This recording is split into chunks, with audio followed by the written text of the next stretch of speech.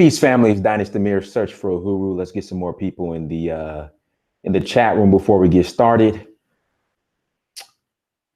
Today's topic this afternoon, this Sunday afternoon, is without Africa. Coming to the realization that without Africa,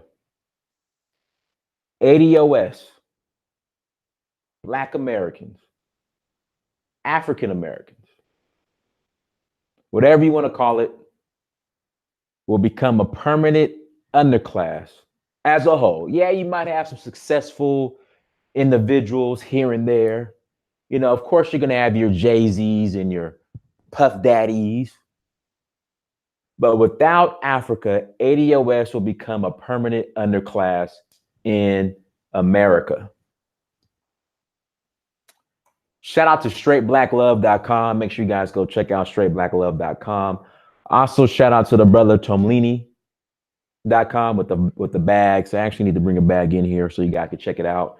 But make sure you go to Tomlini.com, TOMLINI.com. And also make sure you go to straightblacklove.com. Again, without Africa, ATOS will become a permanent underclass in America. Make sure you hit that like button as you come to the chat room. And also make sure you subscribe if you're new to the platform. Now, Dennis, where's this coming from? You know, I was reading an article the other day on how Black Americans post-slavery, post the Civil War, how many Black Americans were successful merchants. Yeah, I have a ton of videos coming from Nigeria. I have a whole lot more coming. Many individual Black Americans post the Civil War, during Reconstruction, how they were opening up their own businesses, grocery stores, they were merchants, whatnot. And what would happen, these Black Americans were becoming so wealthy and beating out their white counterparts. Like, they weren't competing with the white counterparts. They were doing better than their white counterparts. That white men, women, white women too, will literally go burn down their shops, drag them out, and hang them. And if you notice, Amir Ra brought this to my attention, but I never really paid attention to it. I do now. That if you notice, you notice that a lot of times, the majority of the time, these Black businessmen were hung in their suits and ties. Again, these Black businessmen were hung and killed by white mobs in their suits and ties. But again, they were making so much money that white people were becoming jealous. But the question becomes, how were they making the money? Where was the money coming from? Where was the wealth coming from? A lot of these shop owners and businessmen were doing business with Liberia. They had import-export going on with Liberia. From palm oil to pretty much all the, again, Liberia was a country that was founded by free Black slaves. So there were certain items that were here in America that they enjoyed, that they wanted to have access to in Liberia, but obviously wasn't in Liberia, that they had to import over. Textiles as well, that they had to import over from America. So these Black merchants were sending these products from America to Liberia. And then there were certain products, textiles in Liberia that the Black Americans and Liberians were sending over back to America, and these merchants, black merchants, were selling amongst Black Americans. So that's where a lot of the wealth was coming from. Doing business with Africa. Shout out to Afro-Wakan Emporium, exactly. They had a good mercantile pipeline between Liberia and Black America. But for some reason, ATOS doesn't want to talk about this. ATOS doesn't want to talk about Liberia and the success of Liberia. Now, the excuse of why they don't want to talk about it is because of what happened to coup in 1980. But you have one coup in your own nation that was founded by you versus the 400 years of hell that you've been catching here in America.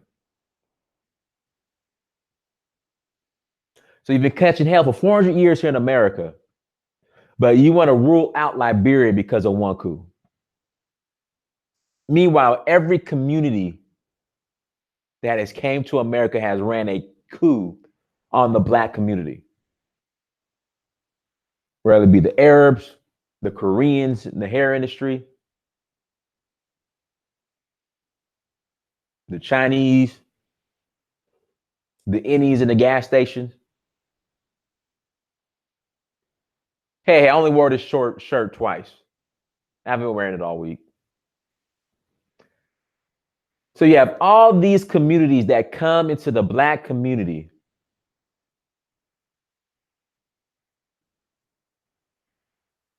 and run a coup in a Black community. Then you have the police forces,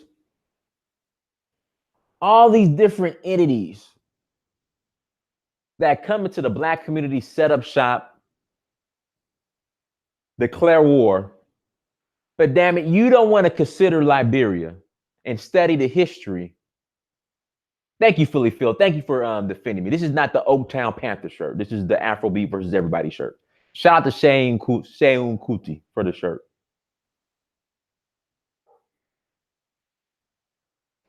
Everybody comes into the Black community, declares war. You have coups in the Black community. But you want to ignore or not speak on the success we had in Liberia because of the one coup.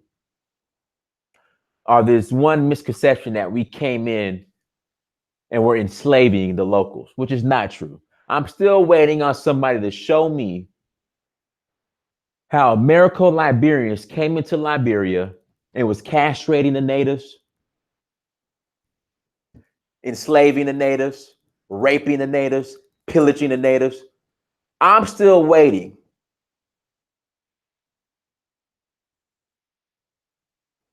for somebody that believes this story that the Americo-Liberian came into Liberia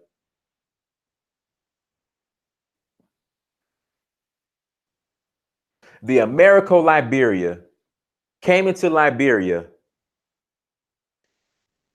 and instituted chattel slavery, forced the locals into a system of chattel slavery. I am waiting for the proof.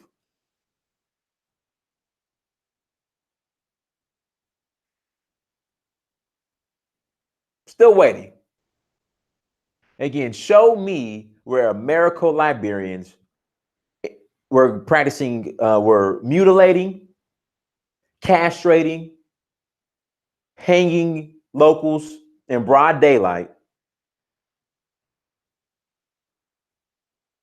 Please show me where this is going on. So we bought into that story. Now we don't believe that we can build again.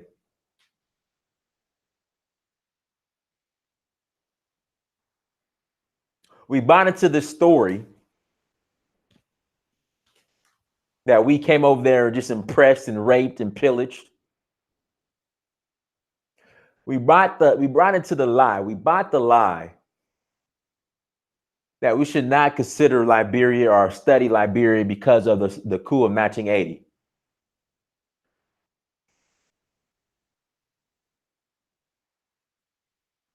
let's see here. Dinus, the Americas oppressed the natives with the idea that the indigenous people couldn't get education without assimilating into Liberian culture. Tell me, where's that not true today? See, this is the problem. We have to stop using the Liberian as a scapegoat for the so-called white man mindset and the so-called tribalism. If you want to get an education here in America or anywhere on this planet, whoever provides the education sets the rules. So if you want to go to Morehouse, a historically black college, you have to take the SAT, the SAT, which is all going to be in English. There are certain requirements that you have to follow. But again, you guys won't call out these requirements that everybody is set up as the standard to get into a university all over this planet. But for some damn reason, you want to call out the Liberian. The standard is no different.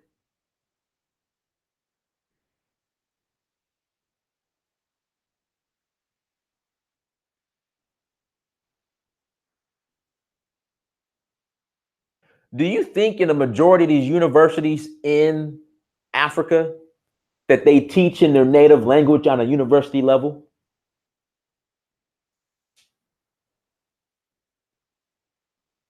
So the America says, hey, you want to be educated? That's fine, no problem. You have to get down with us, which is no different from anybody else's system on this planet. And has been going on even before America showed up to Liberia.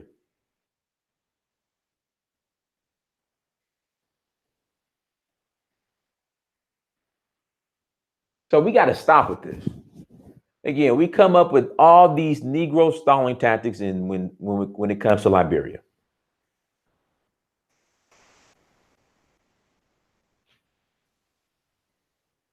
And the same people saying that, oh man, we can't believe that the Liberian forced the indigenous population to integrate into Liberian society in order to get educated. These same people will leave Africa, go to Princeton, go to all these universities in the UK before the America even showed up to Africa, and have no problem integrating into European society or into white American society for education. But the Liberian comes to Liberia and says, if you want to be educated, you need to integrate into Liberian society. All of a sudden is a problem. But before Americans returned back to Africa, you had Africans leaving Africa to go to Europe, even to this day, to get their European education, and they have no problem integrating into European society to be educated.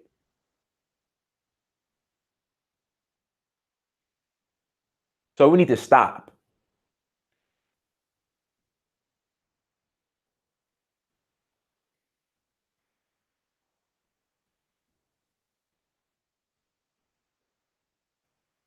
I'm just saying.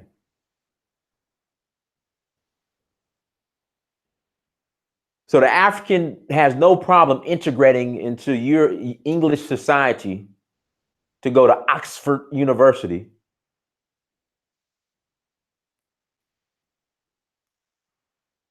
to go to Princeton University. But damn it, you mad at the Liberian. That's all I'm saying.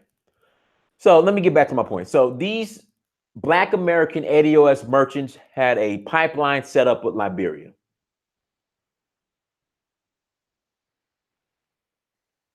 A lot of this wealth came from doing business with Liberia.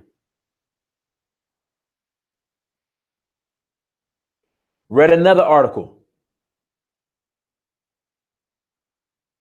how real estate is on purpose rigged against Black people as far as values, purposely rigged. In fact, it's not even on purpose. The system is doing what the system's supposed to do. Ain't nothing on purpose. Once you understand who America, how America was set up and who is supposed to benefit, then you understand that the system is not rigged. The system is doing what the system is supposed to do. Period. So again, and we talked about this before, you have middle class, upper middle class Black people, educated, done everything right, became homeowners in Black neighborhoods where everyone's like them, educated, highly educated, work corporate jobs, they have nice jobs with the state, the city, the federal government. And for some reason, their property values either take a dip, don't go anywhere, but damn sure enough will not get to the level of their white counterparts on the other side of town.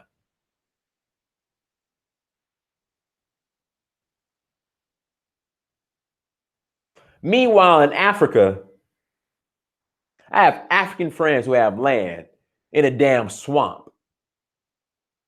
And that shit is going up. The values are going up every day. Land values are going up everywhere in Africa. There's no issue with the land values and property values being rigged. They're going up, period.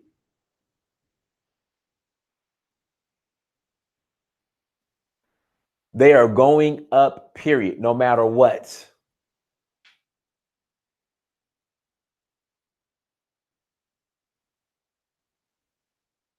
No matter what.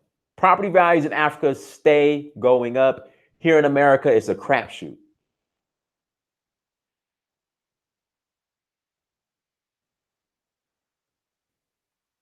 Guys, get the likes up.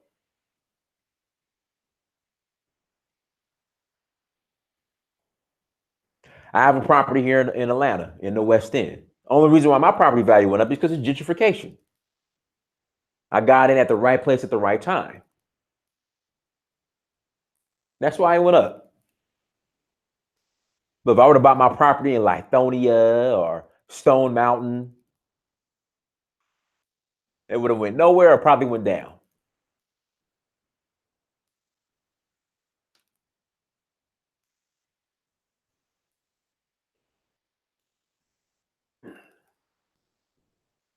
That's all I'm saying.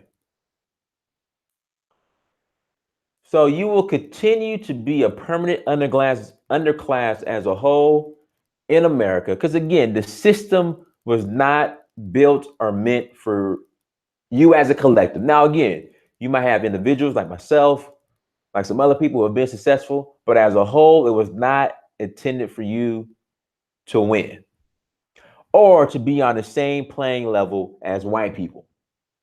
Period.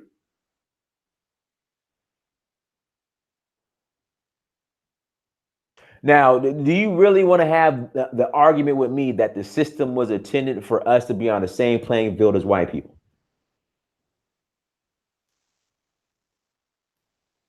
You want to have the argument?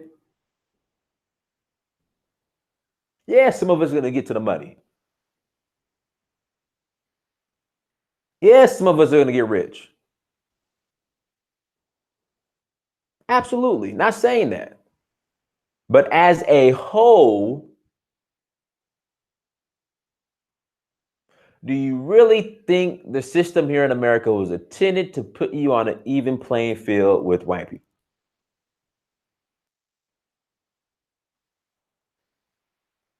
You want to have this argument?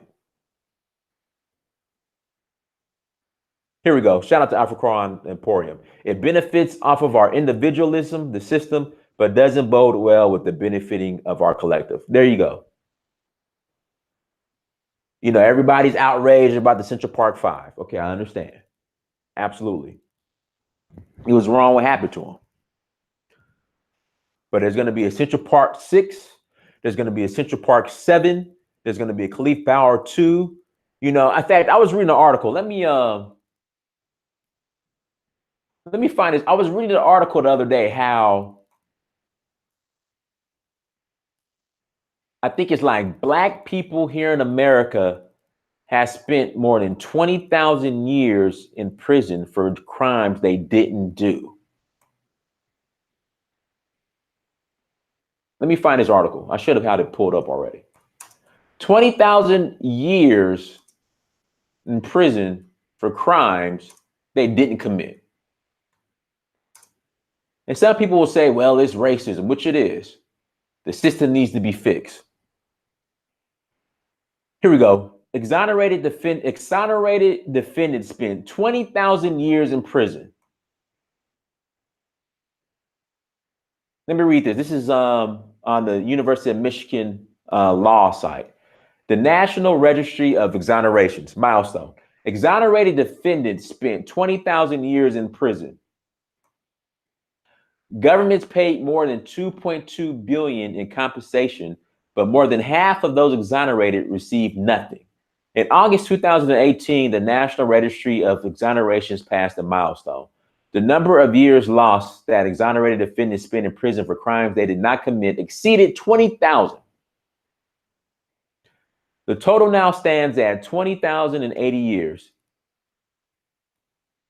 On average, more than 8 years, 10 months in prison for each of the 2,265 exonerees in the registry. Innocent black defendants, let me repeat that. Innocent black defendants served a majority of the 20,080 years unjustly lost to prison. Guys, this is not a Republican Democrat situation. This has nothing to do with the Republicans and Democrats. The system is doing what it's supposed to do, and it doesn't matter who's in office. Period. Here's one case. In March 1971, Richard Phillips and Fred Mitchell were arrested in Detroit for an armed robbery that Mitchell committed, but an eyewitness mistakenly identified Phillips, who was convicted. In March 1972, Mitchell became the lead suspect in the murder of his brother-in-law, Gregory Harris, because a gun that was seized from him was linked to the bullets that killed Harris. Mitchell told police that he helped Phillips and Richard Palumbo commit the murder. In October 1972, based solely on Mitchell's testimony, Phillips and Palumbo were sentenced to life in prison with no possibility of parole. At trial, Mitchell falsely swore he had no deal with the prosecution, and the prosecutors let that lie stand. Phillips was released in 2017 after Palumbo finally admitted that he had killed Harris with Mitchell. Palumbo testified that he never met Phillips until after they were both arrested for the Harris murder. Richard Phillips was 26 when he was falsely convicted of murder of Gregory Harris, and nearly 72 when he was released. He had spent 45 years and 2 months in prison. His children were 47 and 49. They had been 2 and 4 when he was last free. Phillips said he had expected to be going to prison, to the prison graveyard, but that's not going to happen now. I mean, and you hear countless stories of this, countless stories. Every day is a new story. This man was exonerated. This man was exonerated of this. This man served 50 years in prison. This man that. But if I vote Joe Biden, if I vote Kamala Harris instead of Donald Trump, the system's gonna change. They're all part of the system. I keep telling the story of the Central Park Five. So Linda Fairstein,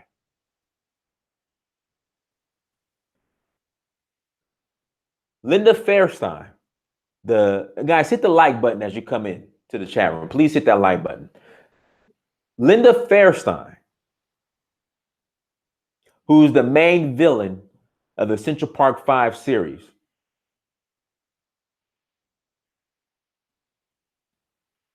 Because again, the idea is, hey, the Republican Party is the party of the racists, and we'll do better off under the Democrats. What I'm saying, Republican, Democrat, left wing, white wing, same bird. Please show the facts and the figures that Black people have been doing better off or would do better off under the Democrats versus the Republicans. Please. Look what's going on in LA. Democratic stronghold, look how Black people are living. Same thing with Chicago, Seattle. I mean, the list goes on. They're all the same. So again, Linda Fairstein, the villain, the lawyer, the lead lawyer that went after the Central Park Five,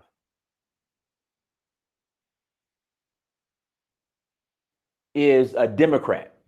Not only is she a Democrat, she's a heavy donor, huge donor to both Hillary Clinton and Barack Obama. Don't believe me? Look it up. Barack Obama and Hillary Clinton used to come to her neighborhood. What's the name of the neighborhood? Hold on, I'll pull it up right now. Give me 1 second.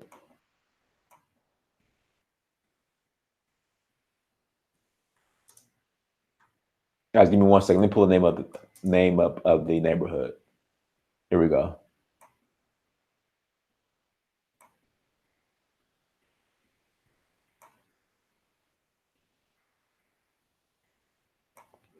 All right, so this is on wwd.com. Linda Fairstein talks about her new book, Killer Look, supporting the Clintons. And guys, if you don't think for 1 second that Barack Obama and Hillary Clinton had no clue who Linda Fairstein was when Linda Fairstein was cutting those checks, don't be naive and stupid. They were very aware of who she was. Martha's Vineyard. So the Obamas and Hillary Clinton will go to Martha's Vineyard and campaign and get checks from the likes of Linda Fairstein.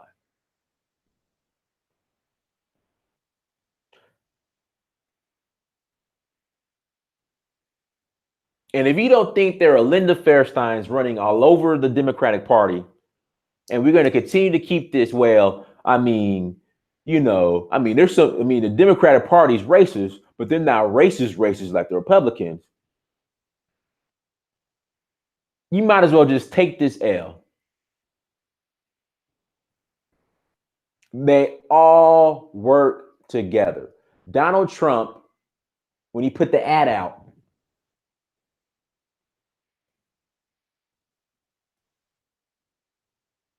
against the Central Park Five, demanding that they get the death penalty, he was a Democrat at the time. And again, if you don't think Linda Fairstein's all over the Democratic Party,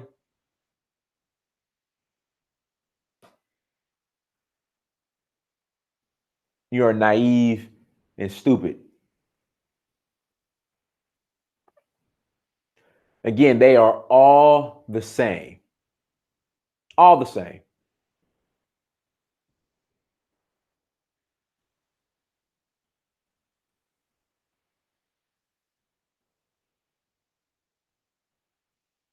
Naive and stupid. I don't know what else to say.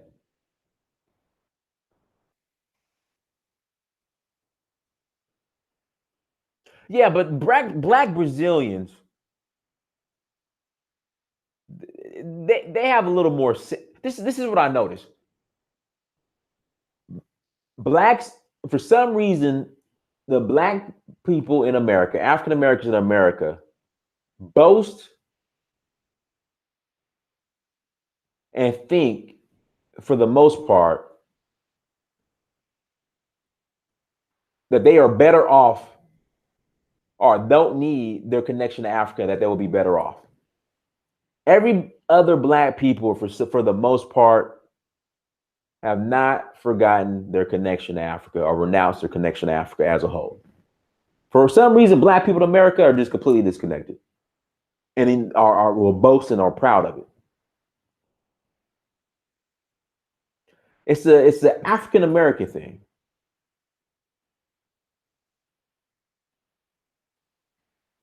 You won't hear any Brazilians talking about my bones are buried here in Brazil.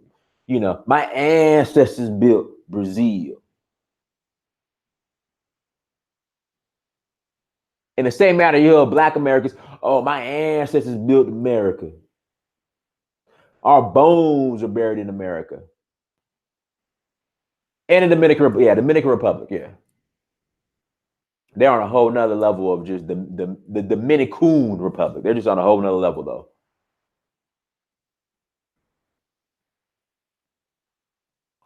The stalling tactics I get from African Americans versus everybody else, African Americans by far are way more disconnected and boast about it and swear that they have some power and that they run stuff here in America versus Black Brazilians who know exactly what the situation is and what's going on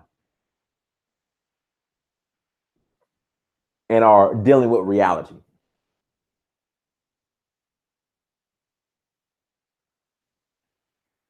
Versus Black Americans who, just because they have an upper level management position at a corporate job or for the federal government, they just swear they have more power than the president.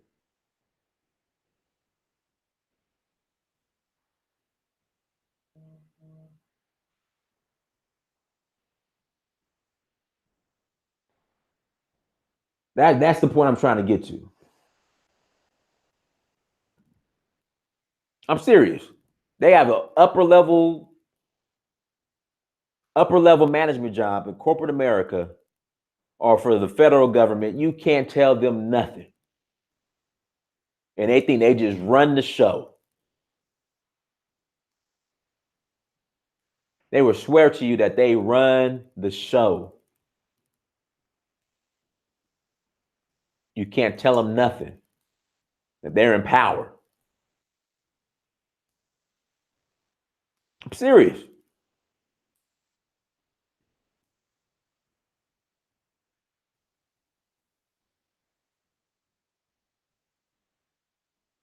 But then turn around and be upset that these jobs are going to non-Black people or non-ATOS. So what is it?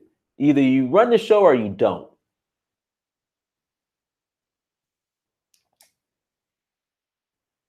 Guys, shoot me an email if you want to hop on. We'll do a Collins show. If you want to hop on, shoot me an email.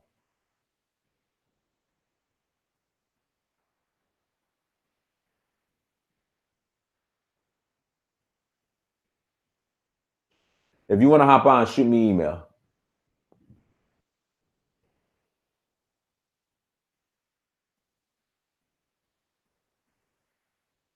You have a lot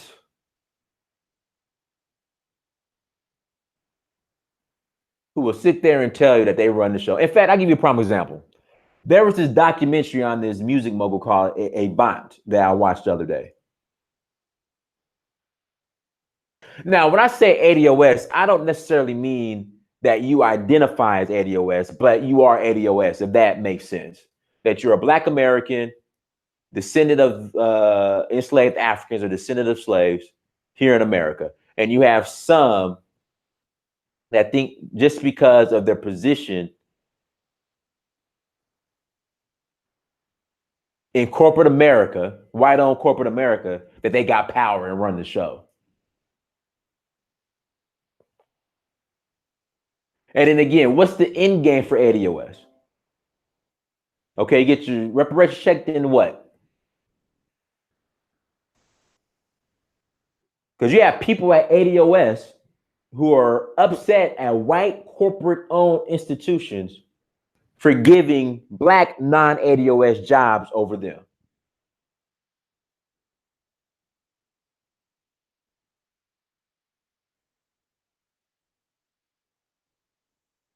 Again, you have ATOS upset at non-Black, at white-owned corporations who are cutting the checks, the decision makers. They are upset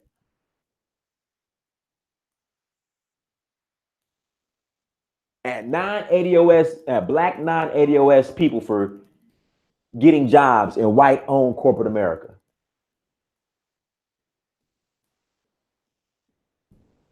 That doesn't make any sense to me. I mean, I get it. I understand where you're coming from. Like I understand, but do you think we had that problem in Liberia? If and let's leave Liberia out of it. If we create our own, give us our check, let us control our own destiny, then you could call shots. Then you could decide who hires who. If you get your demand your own land, then you can decide who hires who.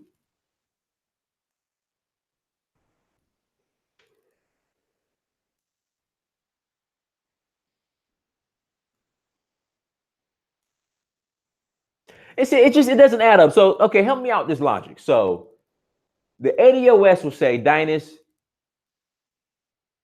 the reason why we don't involve Liberia is because Liberia, the American Liberian was marginalizing the indigenous population. That's what they'll say.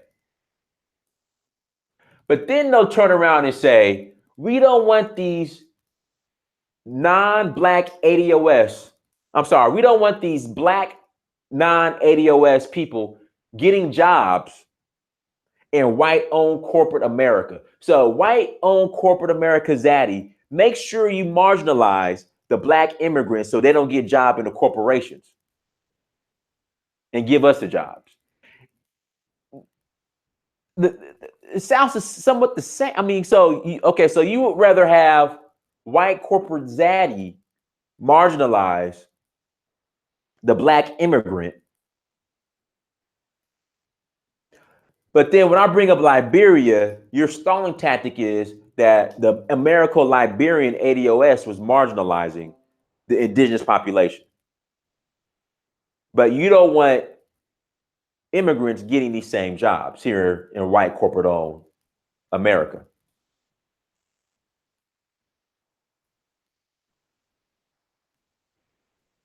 And again, I understand where it's coming from. I understand a lot of these immigrants come over in coon. I get it. I understand how we should be a separate class or whatever. I get it because of our history here and our uniqueness here in America. But then you guys won't say anything about the Hispanics and the white women and the Asians who have benefited way more off of our struggle versus the black immigrant who have exploited it. Right now, in places like LA, you have illegal immigrants targeting, murdering black ATOS. You can't name one black immigrant gang from Africa who ganged up and said, let's go target and kill the black American. But meanwhile, you have Hispanic gangs doing that to black Americans in LA. Don't believe me, look it up. But you won't go hard at them, but you'll go hard on an African immigrant. Not saying that, African immigrants immigrate their coons over here. I'm not saying that. I agree. Some coons do come over here. I do agree that some get too comfortable over here and that their end game should be to learn everything they can, take those skills and go back to Africa and build Africa. I agree with that. But don't sit here and tell me how the American Liberian was marginalizing the indigenous population. Then the indigenous population comes to America and then you want white zaddy to marginalize them and not include them.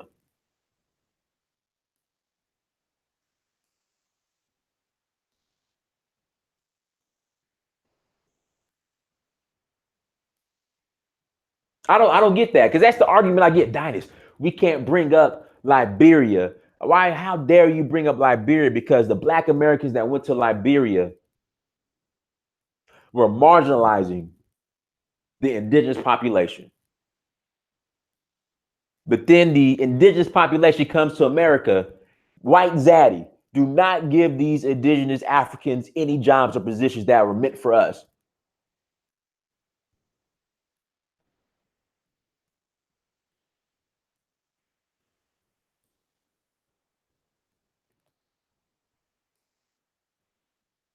I'm confused now.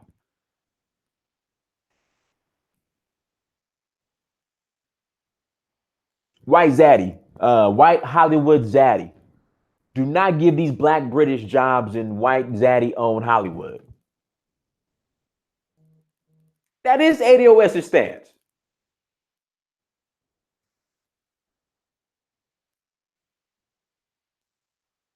ATOS's stance is that they want first dibs on opportunities here in America, but then we had our own land in Liberia and gave ourselves first dibs. It was a problem.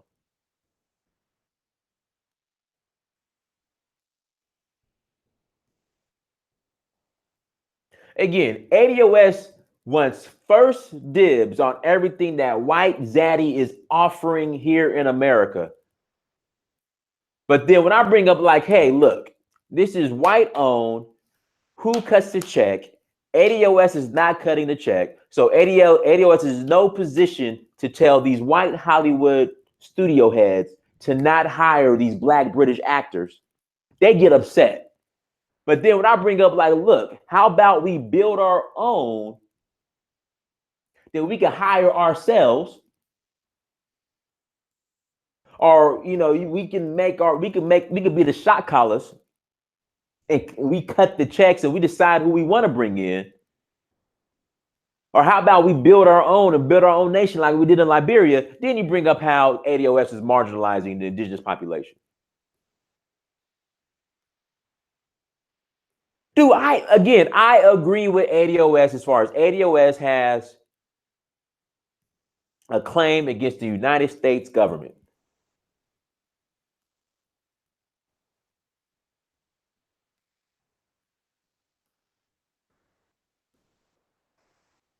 I agree with that. And at first, I agree with a lot of what ATOS stood for.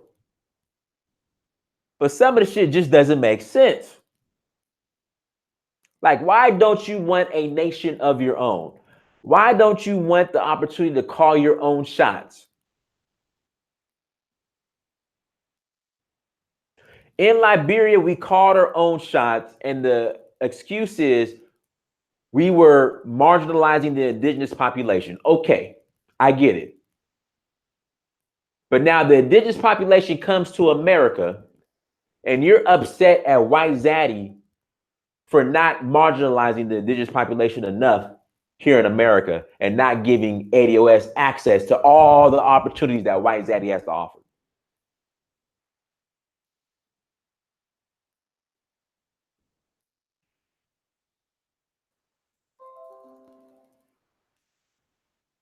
That's all I'm saying. Again, the end game needs to be a check, and we control our own destiny.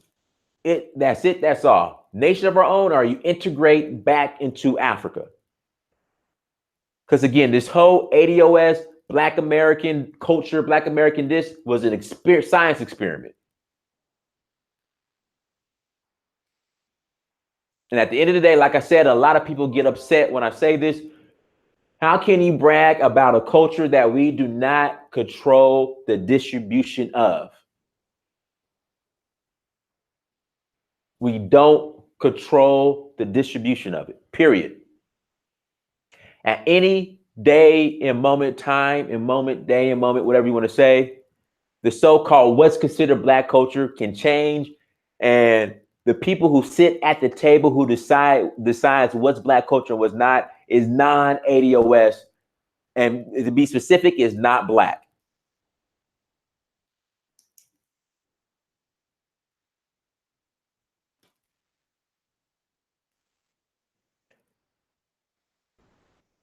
And then the stuff that we brag about that would be considered, I guess, ATOS culture, it's stuff that we don't even do anymore. Prime example, ATOS culture. My grandma used to make hot water cornbread back when I was growing up. She used to make hot water cornbread.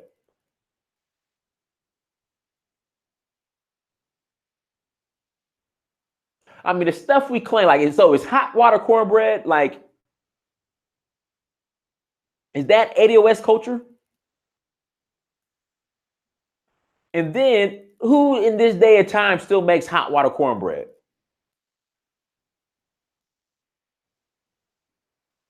Like the stuff we're reaching for that's considered black culture is like, all right, come on.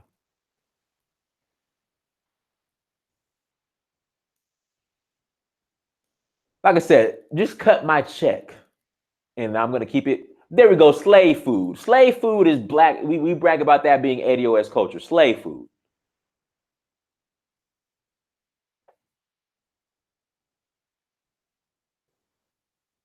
The same slave food that if you speed up to this, the generation after me, I don't know what the generation is called. Thank you, T. Kelly. Thank you. I'm a millennial. We can just focus on millennials. The so-called slave food that we brag about, millennials can't cook that shit from scratch like our moms and grandmothers could. So we want to brag about Black American culture, then we don't even practice the culture. We want to brag about taking ownership of a culture we don't even practice. And as Mama Khadija said when she was on here, so-called Black American culture is what white people allowed us to do. So all this slave food is what white people allowed us to eat.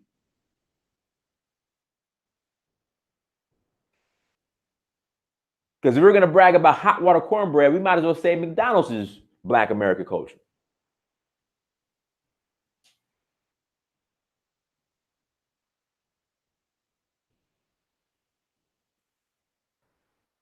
I'm telling you, today,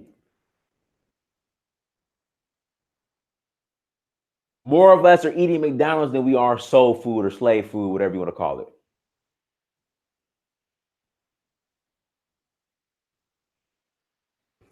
Oh, let me see who's in the email. I'm about to send you the link.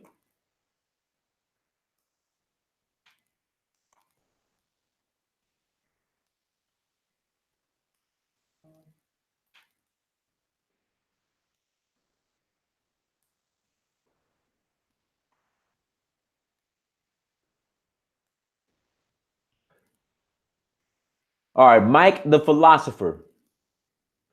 Mike the philosopher. I'm about to send you the link. Mike the philosopher. Mike the philosopher. I'm about to send you the link. Hold on one second.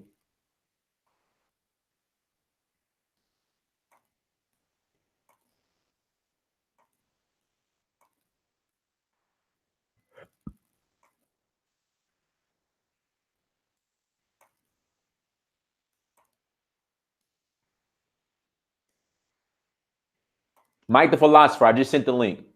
I'll give you a couple minutes to come on.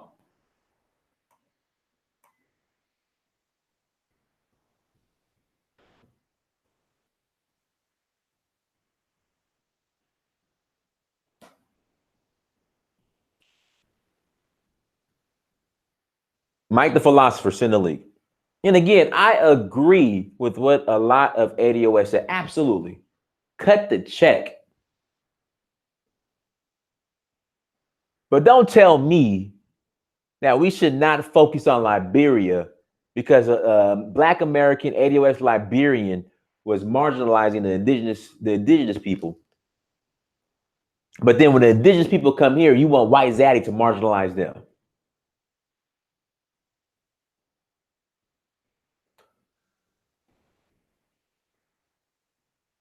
Shout out to user hand. User hand, I don't know who blocks you. So, all right, Mike, we waiting on you. Oh, what's up, Mike? Hey, what up? What up? Go ahead, brother. All right. First of all, I've been digging your work, man. I've been following you, both you and Hold Up. I think y'all do some good work. Okay. As far as this ADOS stuff, I have a channel too, Black Cultural Bridge, Go ahead. and we kind of touch on this too. We touch on a lot of the ADOS stuff, and I've had a lot of people even come to my channel and chime in on ADOS and all of this. And I just want to say that I think that it's really, first of all, I'll put it like this. I agree with ADOS. I am Mhm. ADOS. Mhm. Okay. I agree with their ideology, but I don't agree with everything. All right. I think that, like I said, I don't agree with their end game. Their end game to me is really just to really stay A here. better position under white daddy, or instead of fifth class citizens, maybe become fourth class. You said what now? I'm sorry. Instead of being fifth class, like right now in LA, black people might as well be sixth class citizens, especially what's going on in Skid E- Row. So Exactly. instead of sixth class, maybe get the fourth class status. Yeah, get the fourth class status, get some kind of status because they put dogs over us. I mean, there was a case where somebody got $1 million because their dog died. And there was another brother who was in a garage and he got shot and his family was awarded $1. In Florida, the cases in And Florida. In yeah, Florida. and people don't realize the status that black people have right now. And my whole stance is this, and a lot of ADOS is gonna hate me for this, but I feel that ADOS is the 21st century house Negro. Okay. And the reason I say that is because I feel like they think that they can do just fine here with Massa and not have to do their own thing in another country and build their own nation.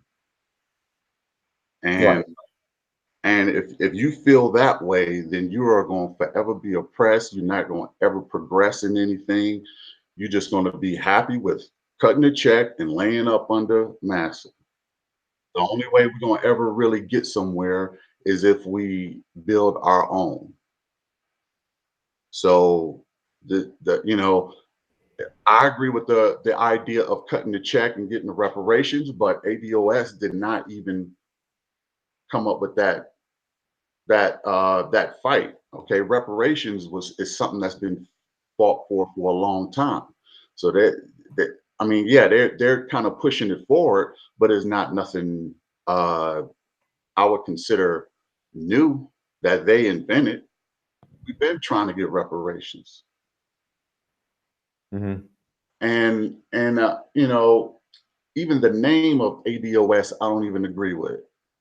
But see, this thing, as far as the name goes, I understand where they're coming from. Like I get it, I understand. So I'm not gonna get into the semantics in regards to the name. It's like I think when people talk about the name, as far as American descendants of slavery, you know, and oh man, we wasn't slaves, or why you call yourself a slave? I mean, just the reality is here in America, our reality is we were slaves here in America. Now, Well, if you want to add African to it, I mean, that's fine.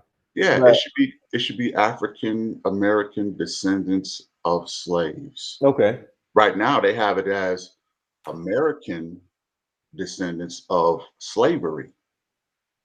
Okay, so first of all, American descendants of slavery, that could be Japanese, that could be Irish, that could be a number of different groups. And when the reparations checks is cut out, you gonna want them people making claims?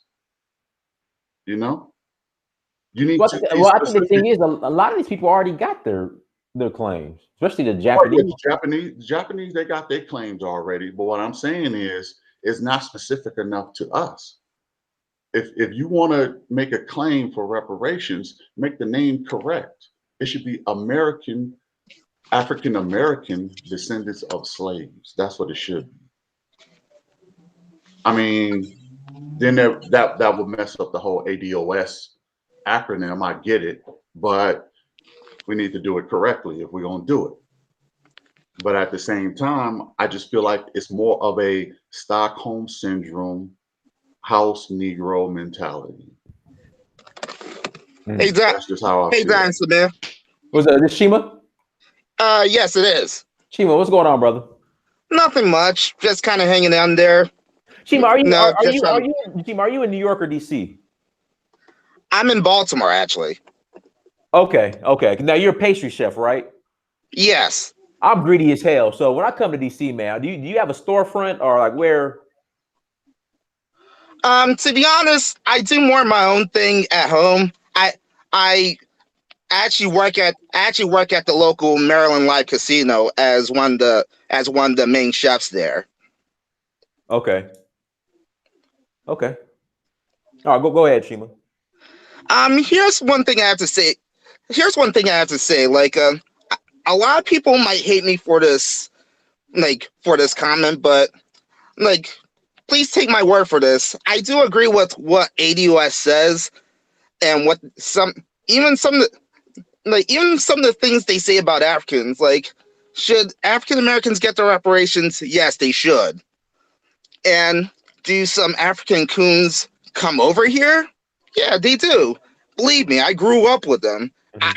And honestly, I almost became one. But here's the thing. At, at the very least, I don't know if you'll understand me when I say this, but at least African black immigrants are at least honest with their coonery. I don't know if you know what I mean by that. They're at least honest with their coonery. Okay. As far as the black American goes, they'll be like, "Oh, we did this, we did that. You're the only reason we're here. Oh, we're going to rise up, this and that." You know what I mean? And the next thing you know, they're trying to buy out the Louis Vuitton store. You know what I'm saying? right. Or saying how they're going to vote for Joe Biden because he's the least of two evils. Yeah, pretty much. Or Kamala Harris. Right. Or let's say in Baltimore, they vote for like Catherine Pugh, Stephanie Rollins Blake, all of whom are well funded by the prison industrial complex, especially here in Baltimore. Mm-hmm. Yeah, I agree. Chima, anything else you want to share, brother? Shout out to Chima, everybody. Chima has been a long time supporter, and I appreciate it, brother. No problem, anytime. And what and when's the next group tour that you're going to do? Do you have a date for that? No, in fact, I got to put it out. I'll be announcing it this upcoming week. It's going to be November. Okay, cool. Because there's a possibility that I might join you. If there are any changes, I'll let you know, definitely. Okay, cool. Yeah, let us know.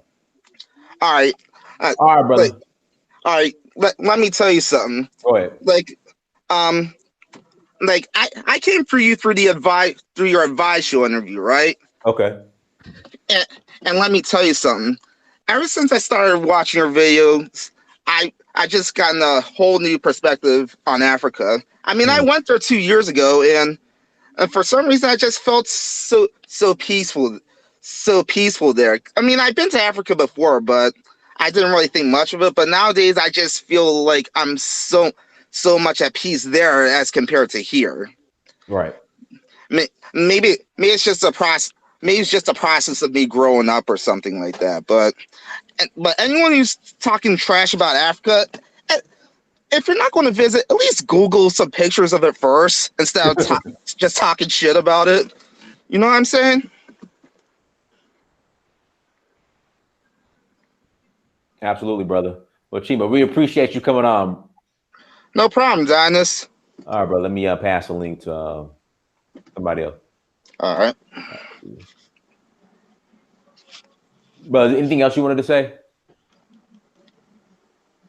No, I'm good, man. I just want to get that said and done and let everybody understand my perspective. But I mean, if anybody want to question that or chime in, more than welcome to do that.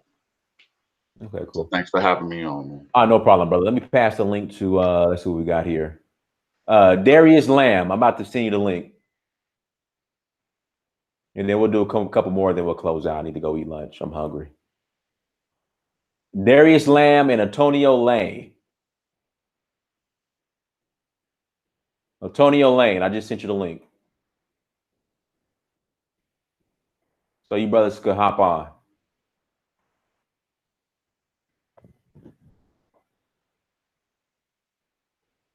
Let's see here.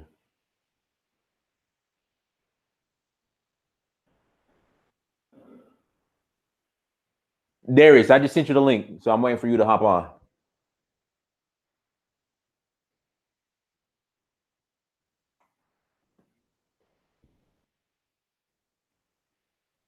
I just sent you the link. So, oh, you want to hop on African Superstar? Okay. You know, I got to send you the link. Hold on.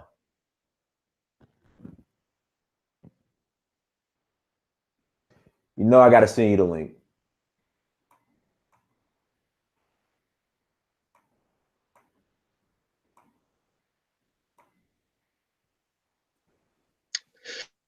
Hold on, give me my bad. I was laying on my bed, chilling, doing some research. So my bad.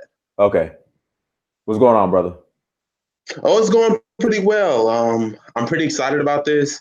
I love listening to your channel. I've donated to your channel numerous times. So thank you for having me on. I was desperate to get on here. Okay. Go ahead, brother. All right.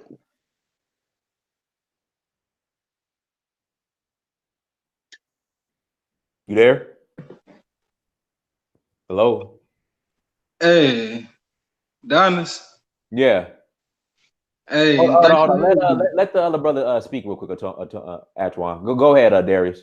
Go ahead. I find it very important for African Americans to build in Africa for three key reasons. The three reasons why is my voice echoing because my thing on the thing is echoing. You're good. Go ahead. Hold on. Somebody echoing? Nah, go ahead. All right. The reason why I find it's important to build in Africa is for three reasons. One, if we don't build in Africa, how are we supposed to get the necessary resources? 98% of the land in America is owned by white people. Majority of the wealth is in white people's hands.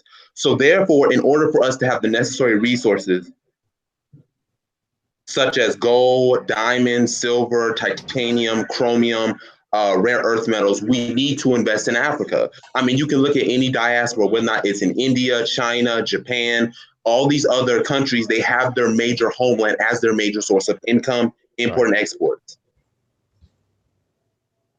Okay, go ahead, brother. What's number two? Okay. No. The brother Darius. Darius had 3 points. Darius, you had 3, right? Darius. Yes. You had 3 points, right? Yes. Now go ahead and knock out the other 2.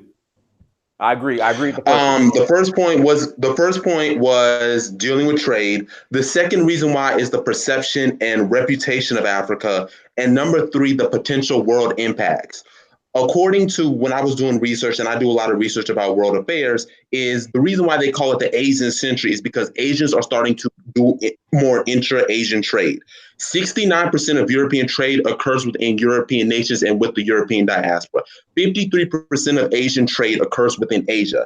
Africa is the only continent that has less than 20% of its trade occurring within its region.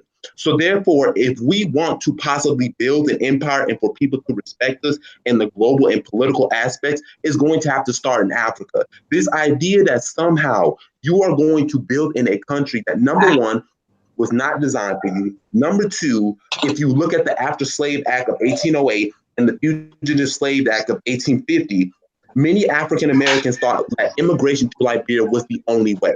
So this con game of, oh, we didn't want to go back to Africa when Abraham Lincoln tried to do it, Henry Clay tried to do it, Thomas Jefferson, the American Colonization Society, the African Colonization Society, it's just an absolute myth, and we need to discern these myths.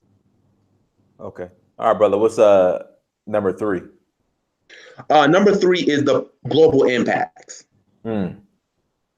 If Africa is perceived as a continent that's growing, investing, and will have more strategical power, then Western and Chinese societies will think twice before they take advantage of us, exploit us, and also treat us here. Because we're being shot by police, struggling with wealth, but we don't have a country that represents us, or let's say a continental bloc that represents us. When the person in India was shot by by white supremacists, India came out. In Alabama. I talked about that in Alabama. Yeah, with Justine Damon, when she was shot, Australia came out. Right. Okay. Who do we call to when we get shot that says, if you do this, we will implement sanctions, Al we will Sharpton. not vote in your UN security? We call Al Sharpton. Al Sharpton. That's what we call Al Sharpton. Oh my God. Oh my God. No. No. Oh no, Jesse Jackson, you know. Oh, we just gotta pray. No. We must forgive these folks. No. No. We have to invest in Africa. That's it. It's just that simple. We can hoodwink ourselves and be in this absolute gaslighting stage. We can do that, but it's not gonna work out. Facts, bro. Yeah. All right, Darius, appreciate it, brother. Oh, hold on, wait. One last thing. Go ahead. One last thing. Are you going? Are you planning to go to Africa 2020? Because I'm planning to study abroad, actually, in Ghana or South Africa in 2020. I'll be in Africa. Yeah, I'll be there. I'll be there. Yes. I'll be All there. right. Brother. All right, brother. Appreciate it, man. All right, Antoine, go ahead, man. Okay. Hey, I agree with a lot. Hey, first I want to say thanks for having me on, Donis. I'm a big fan of what you do. Like I've been watching you. Anytime, bro. All I ask when you come on, spread the content, share the content. Yes, sir. No problem. Go ahead. But my thing I have is, okay, I hear we should go back to Africa, but a question is a big thing I've been having is, where in Africa are we from? Like, what nation would you say? What nation of people came over here? Because I've been around Nigerians for 20 years. My stepfather was Nigerian. Most of my best friends are Nigerian. But every time I ask them, like, where are we from? Like, what is the Black American? Who came over here as slaves? There's kind of no answer to that. So if we go back to Africa, are we going to own stuff in Africa, or are we going to go back to Africa and be in the same position we're in today, just over there, but kind of working under Black people, but really just still enslaved? Well, it's a couple things. Number one, I tell Black Americans this: you claim every square inch of Africa. Period. Every square inch, and then you have to just find an area that best suits you. Like me, my home is Nigeria. For some people they like Ghana. Some people like Senegal. So I would say go and visit first, but then also too, you have AfricanAncestry.com, which if you take the DNA test, they will pinpoint which tribe you come from. And if you want to, you can start there. Okay. And the DNA test, let's say I take a DNA test and it says I am Nigerian. If I go back to Nigeria, would I be treated as a Nigerian, or would I be treated as an American that came over there? And because I'm treated as a Nigerian when I go to Nigeria. I mean, obviously, there's certain things that I stick out. I stick out like a sore thumb because my American accent and whatnot. But I haven't had any issues so far integrating into Nigeria for the most part. I haven't had any issues. But everywhere I've went in Africa, I've been received as one of them for the most part. They don't know where you're from until you open your mouth. They don't know that you're not one of them until you open your mouth. And then they know. Right. But then after that, again, are you going to have some issues? Absolutely. I don't paint this picture as if everything is perfect in Africa. You are going to have some issues, but I would say it's better over there than what we're facing as a collective here in America, period. Okay. Well, I agree. Cause I think what we're going through in America, I don't think we ever came out of slavery. Like right now, you could pretty much say we're still enslaved. But the thing I would say is, for us, I think, what if we have land claims here? Like, because claim your land. I never said don't. I agree with a lot of what ATOS says. I never said don't claim your land. My thing is you need to have an exit plan. This is the thing. Black Americans, ATOS talk about how America's Nazi Germany and America is this, we still enslaved. But the slave wanted to escape slavery. The Jew in Nazi Germany wanted to get the hell out. We got every excuse on why we shouldn't have an exit plan or exit strategy. We got every excuse. And I agree. Okay. But see, my thing is, if there's not a specific nation or tribe that they can say, because I'm still on the fence about the slave trade, to be honest. And I know a lot of people get on me about it and they may say, oh, it may sound ignorant, but I've been researching for 8 years on where I'm from. And I don't know where I'm from, and I can't really prove the American slave trade happened besides, books.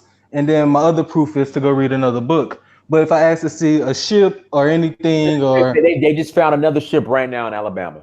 Just the yeah, other is that ship. and that's big. Go to Alabama, go see it. In Yeah. fact, I might be going to Alabama this weekend. Oh wait, we can go see it personally. Yes.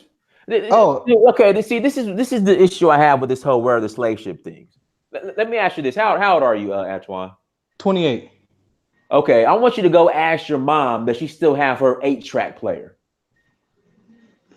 Now, just because she doesn't have her 8-track player, does that mean 8 tracks don't exist? No, and I understand that, but when you talk about transporting 100 million people, that's a lot of ships. Yeah, everything is documented. Everything is written down.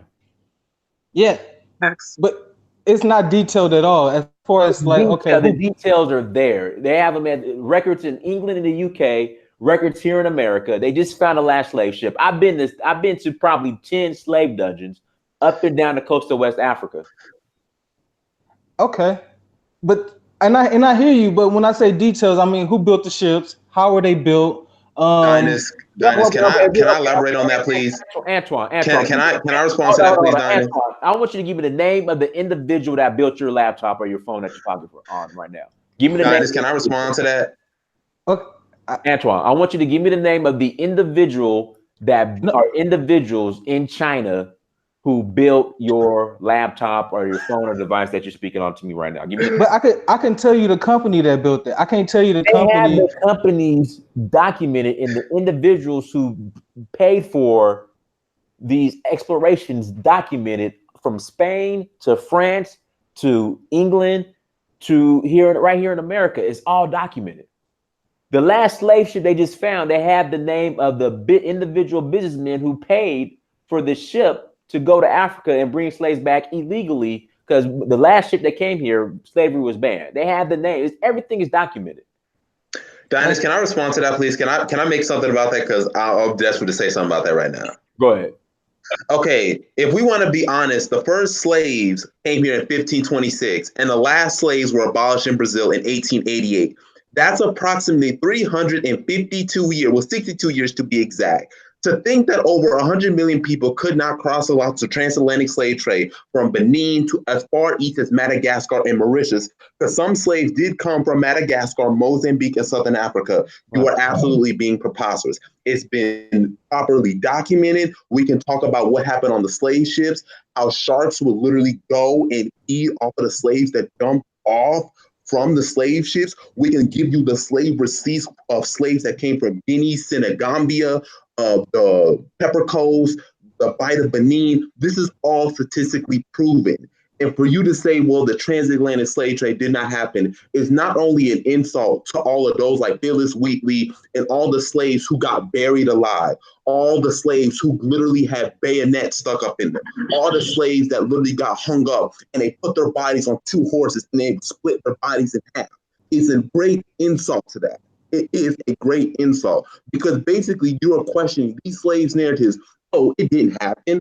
Well, then, if that's the case, if Black people were the true Native Americans, can you tell me, are you Powhatan? Are you Seminole? Are you Muskogee? Are you Catawba? Are you Yamasee? Are you Black Hawk? I mean, come on, because all these people who are Native American, they can claim we are Cherokee Nation, and they can prove it to you. If you want to be part of the Cherokee tribe, you have to have Cherokee ancestry. I need you to verify to me specifically, do you have Muskogee ancestry, Catawba ancestry, Yamasee ancestry, before we can make any claim that the slave trade didn't happen? And then even then, we can still debunk that whole argument. Yeah, but it's not even that. Speak your indigenous language. What's your indigenous culture? Name me some indigenous food. Go prepare it for me. You know, we have to stop with this pseudoism and just deal with the reality that we were slaves who were transported here. Not saying that there weren't dark-skinned people with woolly hair over here, but those dark-skinned people with woolly hair are so far in between. I'm sorry, so few in between, however you say it. You know what I mean. And look, I'm not. My position is not to insult anybody and say, but no. You're asking a question. You're not insulting anybody, but again, the deny that the slave trade didn't happen or the amount of slaves that came over here isn't true. These people that deny it, who say they're indigenous to America, do not provide any proof to back it up. And my thing is, okay, you're indigenous. Say everything you just said in your indigenous language. And I agree, but we were taught a different language, and to be honest, I wouldn't even know if I'm speaking my indigenous language right now or not. I really wouldn't, because you're speaking English. No, I can't believe what I just heard. I just can't believe that right now. Just can you hear me out and understand where I'm coming from? We don't know anything about our history before 1619. We know zero about it. We have no tribe we can trace back and say, okay. Hold on. Wait a second. You gotta do your research, fam. You can't say something like that. I'm Gullah Geechee. I come from the Gullah Geechee coast of South Carolina. I may be only 19 years old, but I know for a fact I'm Gullah Geechee. And I trace back to Sierra Leone, Guinea. As a matter of fact, the Gullah Geechee language is similar to the Creole language spoken in Sierra Leone. So this idea that we don't know anything about our history prior to 1619 is an absolute farce. It's a preposterous claim to make, and it's based off of no historical background, research, or any statistic, okay? I can prove that for a fact, that I come from either Sierra Leone, Gambia, Senegal, Liberia, Ivory Coast, for a fact. I've done research and study on that. Yes, sir, and I hear you. But what I'm saying is, for the vast majority of 98% of Black Americans, we don't know where we come from. We have no history to trace back for them, and we just. Ma'am, please. I need it. I can't. I was trying to hold back, but first of all, okay, this is the danger with us being in the West. This is a huge problem that Black Americans are dealing with, which is the psychological impact, the education, and the omission of history. If you actually think that there's no history of Black people before the slave trade or any of that, you are hugely, hugely mistaken. And I'm actually, as well as my big brother Dynas, we are very well traveled in Africa. This year alone, I've gone to Egypt, Kenya, Tanzania, Nigeria, and I'm off to Ghana soon. So we've actually seen history. We've actually experienced it and know. Regardless of how you feel emotionally, there are factual things and there are actual proof to dispute what you're saying. And I can't fault you because you don't know. I can't fault you because of that, because that is the whole design of the system that you are in America, is to not have any access to your history, which makes you think that it doesn't exist. That's the main thing. You think because you don't know about your history that it doesn't exist, that things didn't happen, that it didn't happen the way that you're now being exposed to it. So all I can really, really promote you to do, young man, is learn about your history. It's going to require you doing independent research, because anything that you learn in formal institutions in America and Europe is not going to provide you this information. And actually, to combat your claim about where you come from, if you do a DNA test, it will link you to Africa, which is further proof of the transatlantic slave trade. Because if you're born and raised in America, how do you have lineage in Africa if you've never been there? Yes. You're not going to be linked to Mexico, where the Native Americans come from, Canada. You're not going to be from any of these neighboring countries. You will be traced back to Africa. I can guarantee that you will have, as a Black person, regardless of where you are internationally, your DNA will prove and show your presence in Africa. So it's going to just require you to do some research. Second of all, to your other point, as far as where exactly do you come from in Africa and how will you be received? I actually have a YouTube channel as well. And Dynas has done extensive videos about when we travel to Africa, we are accepted, we are embraced. There's a fascination about us and everything. And that's from coast to coast. I've been to East, North, South, and West Africa. It's always the same reception. Whenever I get off the plane, They're speaking a native language to me. When I went to Kenya, they were speaking Swahili. When I was in South Africa, they were speaking Xhosa. When you go to Ghana, they speak Tree. Based off your appearance alone, the fact that you're a Black person, they just assume you're an African, you know? So I do understand, coming from an American perspective, it's very difficult to grasp because we are rejected a lot in America, and that our whole Blackness is a very negative thing. So when we think about going to foreign countries, naturally you'll correlate that with the way that you're treated in your own home. You know, you just naturally think, okay, well, if I'm treated like this here, if I go to other countries, that's going to be the same thing. When you go internationally, people see you as an American. They don't even see you as a Black American.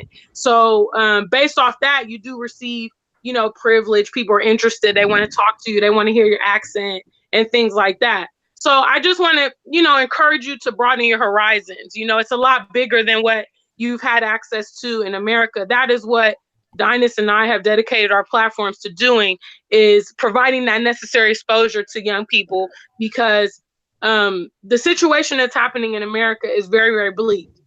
And due to the 400 years that's already been invested in our people by our people and not having any significant progress. And every time we try to make significant progress, that progress is destroyed. The government intervenes, all type of situations, you know, come into play. Even you as a young educated person, your upward mobility is limited in the corporate environment, you know, employment options. So the whole system is set up to prevent you from ascertaining certain levels. And if you happen to be one of the few that get through, the cost is extremely high. That's also another psychological tool that they use against us. They will elevate a few. A lot of them will be coons, you know, and that will be the standard for other Blacks to aspire to, because they will see those people on pedestals and they'll say, oh, well, I can, if I go to school, I can get there. If I'm a rapper, I can get there. But they know that the system is not going to let all of us through that threshold, you know. So, you know, much love to you. I hope you don't feel like we're ganging up on you, but we just want to enlighten you. Not. And I can definitely say, as a world traveler, you know, as someone who has had access to a lot of information. I mean, like when I went to Egypt, I was astounded at what I actually saw, what I learned, because I grew up in America too. I now live in the UK, but I grew up in Columbus, Ohio. I went to school there. I went to University of Cincinnati. And I never, ever, ever saw any of the information. When I went to South Africa and I saw the statues of Mandela, I saw the astounding beauty of the land. I never saw anything in over 20 years of formal education. So there's a lot that we have not had access to. So I just encourage you to continue your research. You know, obviously you are looking for information. That's why you even watch Dynas. You know what I mean? That's why you even are here, and you know, you want to speak about how you feel. So definitely that spark and interest is there, but you have to take it to the next step. It'll have to be independent. The information that you're looking for is not readily available because they don't want us doing what we're doing right now. Repeat that again, African superstar. Like you're gonna have to do your own research. Yeah, platforms like mine, like I'm doing the research for you. Right. Can I say something real quick? Now, flying back and forth to Africa, this stuff ain't cheap. You know what I mean? We go to Africa, we make videos, we talk to the native people, and you know, it's not all fun and games in Africa. Obviously, there's going to be cultural differences, but the prospect of, you know, future growth and future wealth is way higher. The probability is way higher in Africa than it ever will be in America. And I guess you kind of have to draw that line and ask yourself the question, okay, do I want to invest my life fighting this tedious fight in America? Or do I want to take my time, the same time and the same effort and the same money that I would spend in America, perhaps, do I want to take those resources and put them somewhere where they can grow? I always use this analogy on my channel, which is a plant grows better in fertile ground than non-fertile ground. You can take the same seed, you can put it in a stony ground, you can try to grow it on a beach, or you can plant it in farmland and you can watch the difference of how that plant grows. Africa is an environment that is conducive for Black people's success. It is our homeland. There's a lot of potential for us, and as foreigners, we do have access to information and resources that we can really, I mean, look at what Donis is doing. You know what I'm saying? Donis went to Nigeria, met with the tribal king. The king said, man, you look like my family. I think I'm gonna crown you the prince. Like, what? Where is there any Black royalty in the States, fam? You can look like LeBron. It don't matter. You can look like Mama. You could be the richest one out. They still calling you a nigger every time they get mad. They're still minimalizing you. You can continue to spin your wheels trying to get ahead, you know. And I mean, I don't really know how far the battle for reparations will go, because this battle has been going on for centuries. But even if reparations were issued, what is the end game of what people are going to do with them? Are they going to utilize it properly, or what? Because once that money is spent, is that supposed to erase the damage, the ramifications that have happened? You know what I mean? So I didn't want to take the floor from you, Antoine, but I had to get in there, because I had to get in there too. I was trying to be peaceful. No, I appreciate your insight, and I do agree with a lot you said. But my main thing is about finding out where we're from, exactly where we're from, not taking a DNA test and saying we're from 10 different areas, because. But let me ask you: are you familiar with Skip Gates, Henry Louis Gates? No. So so he has a program that basically, also another program, from my understanding, the Mormon Church, which is crazy, they have like documents that can trace back to where a lot of us originally came from. Same thing with Skip Gates. Skip Gates does it all the time on his show, on his platform. Okay. No, well, and then to add to that question, Dinus, there are many Africans that can't pinpoint exactly where they come from. Yeah, they might have a particular tribe, but African tribes have intermingled, they have migrated. So you might have some Africans that were born on the continent, but they might be from a tribe that, hey, maybe as far west as from Uganda or South Sudan. It's not that simple in that pinpoint. Yes, they can trace their direct lineage as, okay, what tribe, what nation, but where they originally originated from, no, we don't know that, because Africans, we moved. We've had empires that expand across the entire continent. So to say that, it's just not particularly, like, what do you mean? And how far back are you trying to go? Are we talking about 1500s, 1300s, AD era, BC era? Are we talking, like, what is that pinpoint of where we originated from? What's that point? Yeah, because we can say we all originated from the Bantu place, but we diverged and branched out over periods of time. So what exactly do you mean, and what time are you specifically talking about? Okay, my whole point about finding out where we're from is because in my reparations claim, in my end game for the reparations claim, I do not want money. That means nothing to me, because I study economics, I study finance, and I know how money is created in America. And so a check is nothing to me. I want a land base. I want to be able to, I don't want to have to get money and go buy land, because I know how much land costs. So what I want is, in our reparations claim, I want land and I want resources to be able to build that. We can't go into Africa and say, all right, Kenya, y'all got to move, because we're going to move 40 million Americans over here. No. I'm about to say, no, that's not what we're even there's saying. more than enough for everybody. In Africa is vast, okay? Africa's is bigger than the United States, America. Japan, and China put together. So getting your piece of the pie, and actually using the US dollar against most African currencies, you're going to get a way better exchange. People are buying land over there for $5,000, $2,000. They're buying acres of land. You know what I'm saying? Just ask, if you said you have a lot of Nigerian friends. So yes. Hopefully they should be enlightening you, because Nigerians have a lot of money. You know what I'm saying? And they have, have you been to Africa yet? Have you visited anywhere yet there? No, the only time I've been out of the States was to Russia and France. Okay, all right. Antoine, let me ask you this. Why don't you want to take the US dollar and go spend it in Africa? You're going to get more. Because the way they do inflation is they can just raise interest rates, and we can literally go into depression tomorrow. So taking the I U.S. understand dollar, that. I understand that point. taking the reparations claiming money, they can literally just bankrupt the dollar. We lose all that money, and then Yeah, they bring it back up 2 years later, just like they did in the 30s. It's not hard for them to do that. So if we're gonna, for any claim, I think we should have is resources and land, but we Okay. need a land base So and you not but a even base to go then, by. take gold instead of the dollar. yeah. And even then, Gold, we have two land bases. We have two land bases. Well, technically three. One Liberia with the capital Monrovia, founded by slaves in 1822. We have Freetown, founded in 1790. We have Freetown, founded as early as 1792. It's founded by Thomas Peters, Black royalists, Black Nova Scotians who came from America and landed in Sierra Leone for the purpose of an African American settlement in Africa, along with Liberia.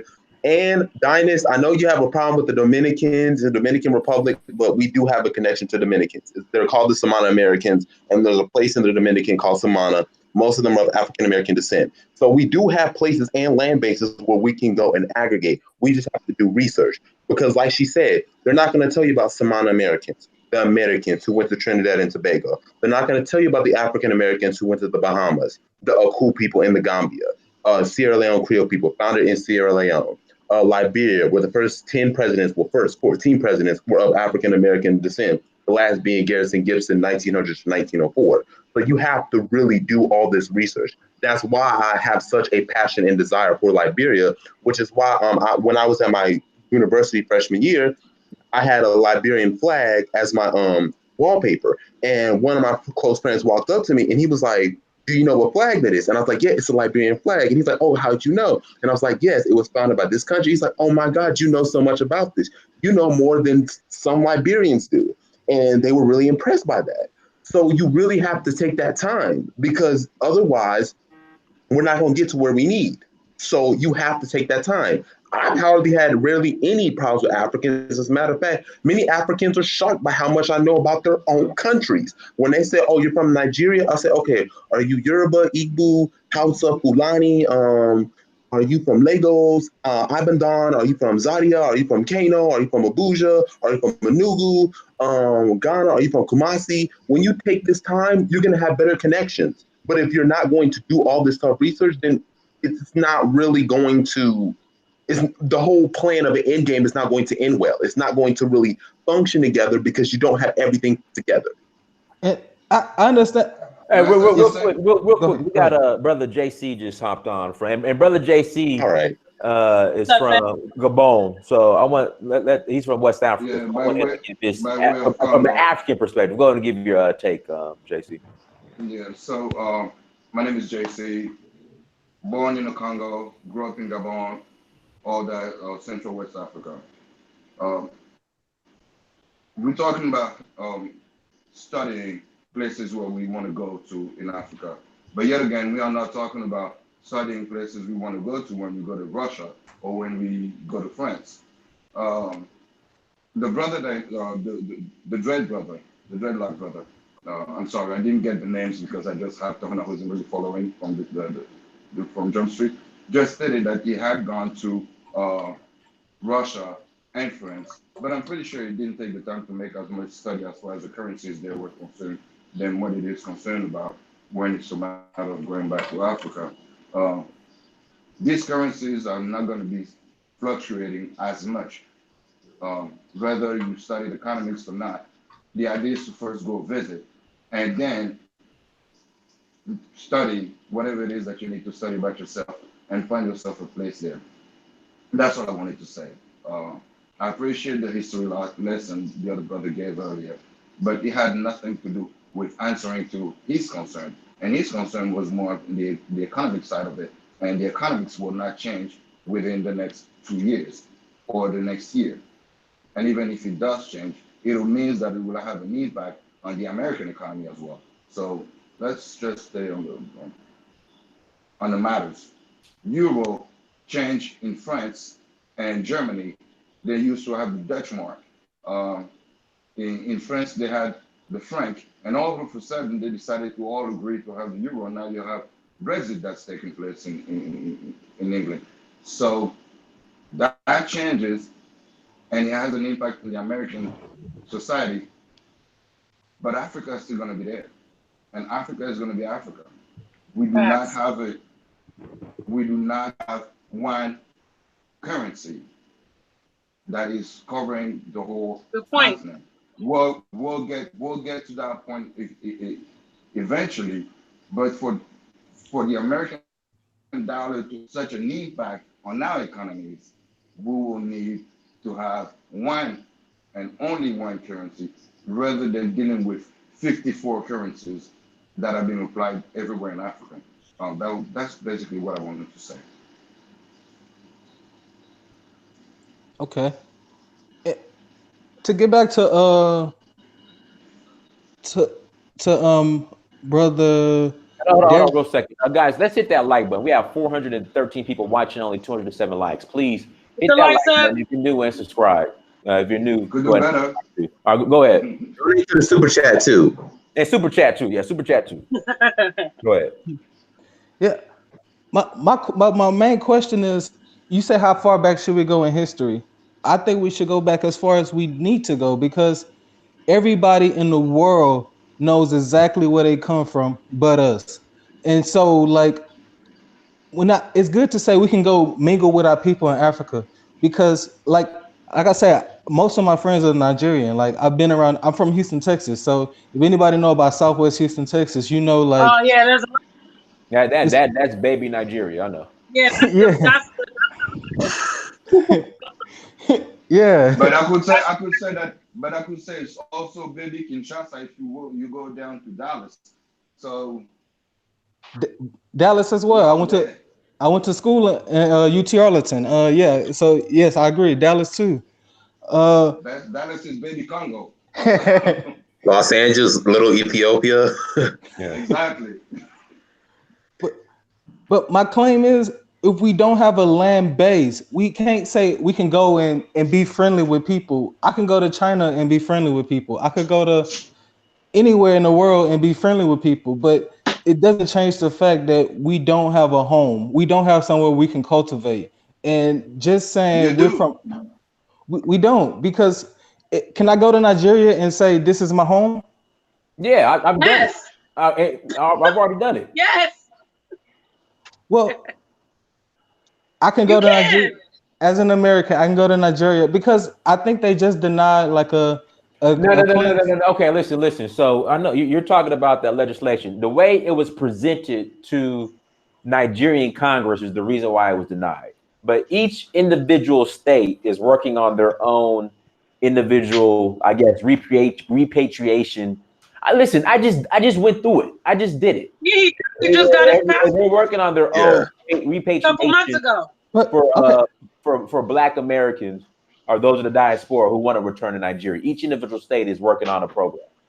okay, but all right. Well, when I say go home, I mean, can I go there and say I need 40 acres right here? Like, I'm not Yeah, paying for it. do you have the I money? want 40 You can It's acres. buy. called negotiation. You negotiate. You have to advocate and negotiate. This is what we mean. You have to do the necessary research and organization. So if we as African Americans had gone in a group and we organized and said, okay, listen, this is what we can bring, but we need to negotiate this with you. We need this much land. We need access to these resources. We need access to the money. It could work out. But you're talking an individual point of view. We're not talking strictly individual. We're talking group. As a group, can African Americans go back to Africa and be accepted? Yes, we can. I've been mistaken plenty of times where people thought straight up, oh, you're Haitian. Oh, are you Caribbean? Are you like, there are people who've literally made that assumption. So yes, we can go back to Africa, any part of Africa, specifically sub-Saharan Africa, and be seen as equal. I actually had a Okay. conversation in the barbershop with this when he was like, okay, if I'm going to go on a trip, I'm going to go somewhere where I can blend in, somewhere where I don't stand out. You stand out in Russia. You stand out in Belarus. You stand out in France. Just because, oh, it may be similar, don't mean you don't stand out. And people, it's obvious you ain't from here and you ain't one of us. It's clearly obvious. There But is. and If you it's not about if we can say one thing, please. I'm sorry. If we can say one thing, that is, if you look at the way African countries are set up, the mass concentration of people are gathered at certain places, and most of those, the rest of those countries are completely free of souls, which tells me that Africa needs expansion. So to answer to your question, yes, because there are so many parts of Africa that are not occupied. So cities need to be expanded.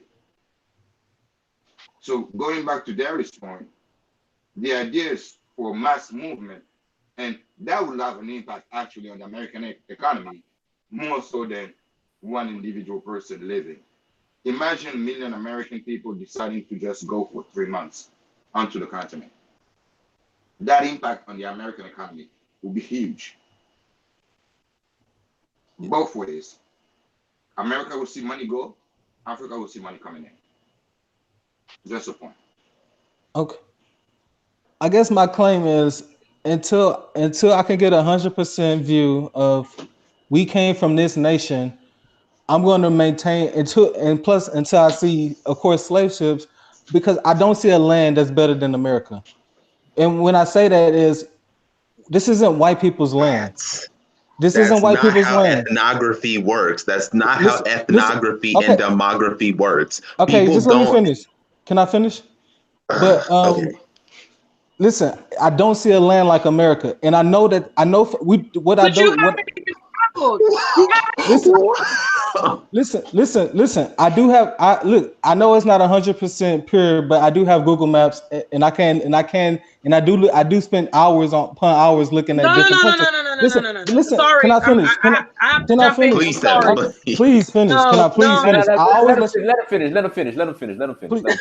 when I say that the agriculture in America, there's nowhere like America where it's from East Coast to West Coast, from the north to the south, where you just got suburbs, cities, roads, farms. It's almost like it's a blessed land of how much stuff we can produce into this country. And We so don't when I produce say anything. We import everything. Am I hearing what I am hearing? what I'm I saying drove, is I drove When what I'm to literally, Florida, listen, to what I'm saying is and the I saw ghettos in horses America. losing weight. So my thing is, if I know that this land is stolen, if I don't know for 100% fact who it was stolen from, and I don't know where I come from, and all I know is I've been here, then until that claim is, I want to make sure before I go back to Africa that this isn't our land, and I will advocate for all Black Americans to do that to themselves, because for some reason everybody keeps coming here. So why are we asked to you leave? Oh my! you ain't answered our question yet. Oh, I'm sorry. I Hey, my can't fault. believe what I I didn't know you just asked. heard. I didn't hear your question. My Let fault. me respond to that. Let me answer that question. When you said America's nothing but cities, suburbs, farms. First of all, that's a stereotypical point of view, because there are places in the world that are much better off than the average American. In the Middle East, in Sub-Saharan Africa, in Asia, we can look at Hong Kong, we can look at Macau, we can look at Qatar, we can look at the United Arab Emirates. So don't bring that stereotypical point of view of America. Secondly, America, Congo. first of all, Look at Congo, please. the reason why America literally rapes the Congo. America literally steals resources from the Congo. The Congo is the richest country on the planet, $24.5 trillion in money. Most cobalt, 87% of the world's cobalt. You have iron ore. All this stuff that technology comes from the Congo. They literally fund these governments, issue coups solely for the fact of trying to get our resources. So the fact that you say America builds all this stuff, when you have not taken into account the fact that America has went all across this globe, particularly in Africa, the Caribbean, and Latin America, and have taken resources from these people, which is why the people are suffering today, is highly problematic. That shows me right there, you have not studied American imperialism, you haven't studied American capitalism, you haven't studied American slavery and the full extent of which American slavery, American capitalism, and American imperialism is trying to go through. So no, don't bring us that stereotypical, Wow. you really don't have a panoramical view of how politics, global politics, and history works. That's not how any of this works. That was okay, Antoine. You can't make blanket statements like that, bro. I wanna just kind of, I don't want you to embarrass yourself, because you cannot let ignorance dictate your life. You know what I mean? It's okay to say, I don't have knowledge. I don't have an understanding. You can't make blanket statements and say, I've never seen a land like this or like that when you haven't even traveled the world. You have people right now in the chat that have been to over 20 countries that are telling you that America is not it. And then you're saying, but, you know, I mean, at the end of the day, you can just reserve your opinions and say, you know what, look, I'm comfortable here in America and this is where I want to live my life. But just to say blatantly ignorant things like that is not appropriate. And furthermore, America does not produce anything. America imports everything. You can turn over everything, including produce in your local supermarket. It's going to say Brazil. It's going to say wherever. Everything says made in China. They don't produce anything. The only thing they produce in America is corn.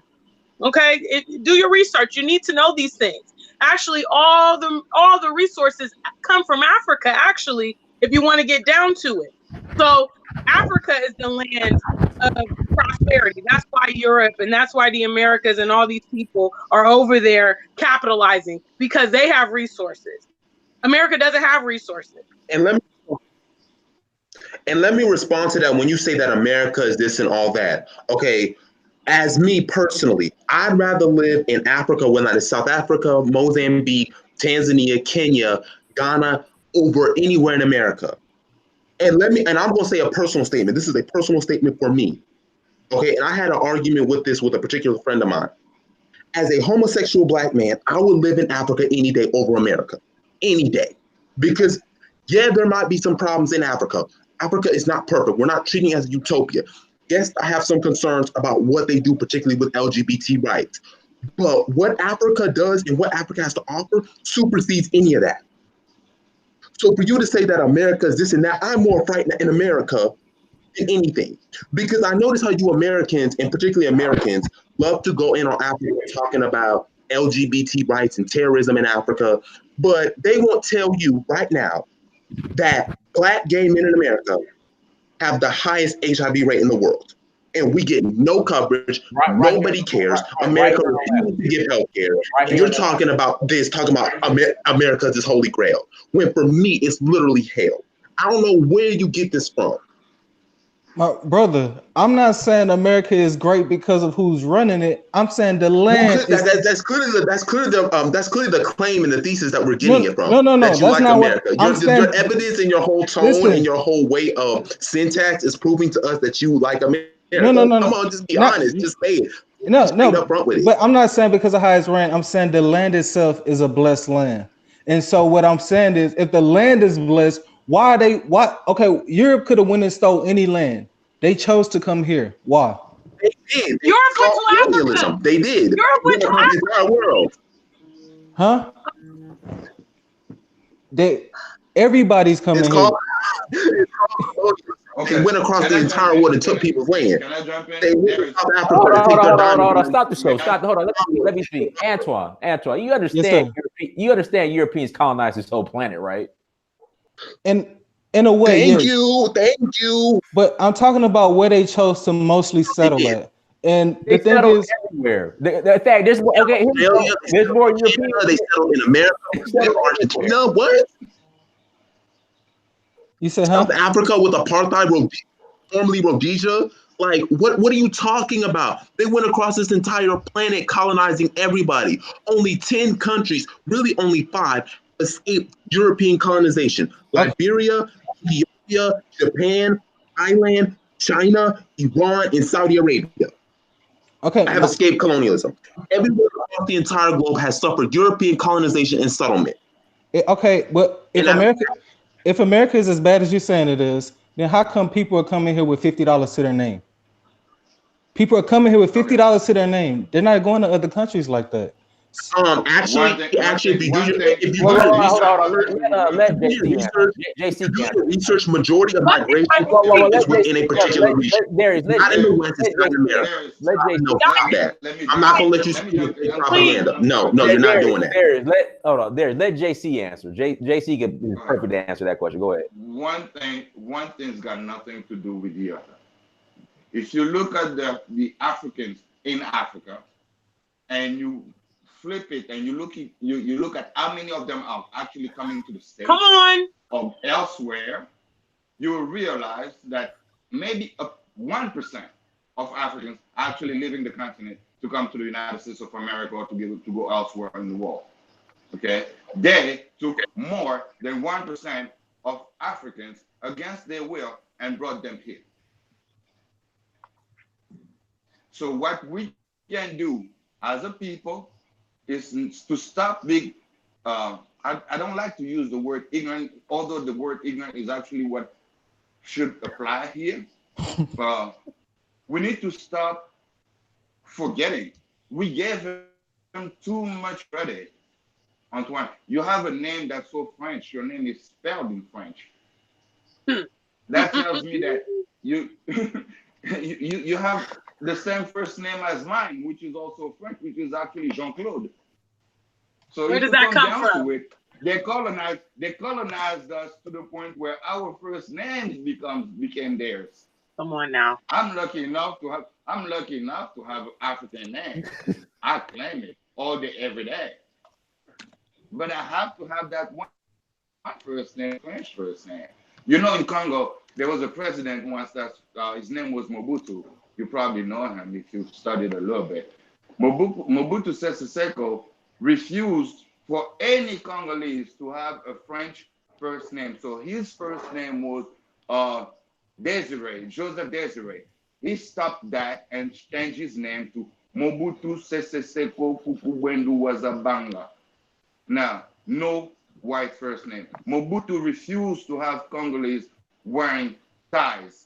He changed all that by having Congolese wearing African-looking attire, even if they were to have white people designs. I want to say, I don't want to get into it, but they were called abacos. Just to say, just to put it out there. Mobutu was a dictator, but Mobutu also has some goods in him. Mobutu is the reason why we had the Kabilas of the world. But we just lost 2 years ago somebody in the Congo that was the right next thing to Patrice Lumumba, to Nelson Mandela.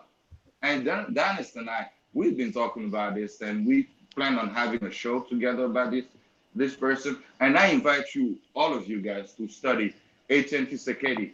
I will type the name, Etienne Tshisekedi wa Mulumba, and you will understand that Africans are more, you, Antoine, you are more than what you think you are. Facts. I got more to offer to you that America is ever offered to any black man walking on this land. Mm-hmm. I want to also address the statement, why are people coming to America in droves? Why are they willing to sacrifice a lot to come there, and so on and so forth?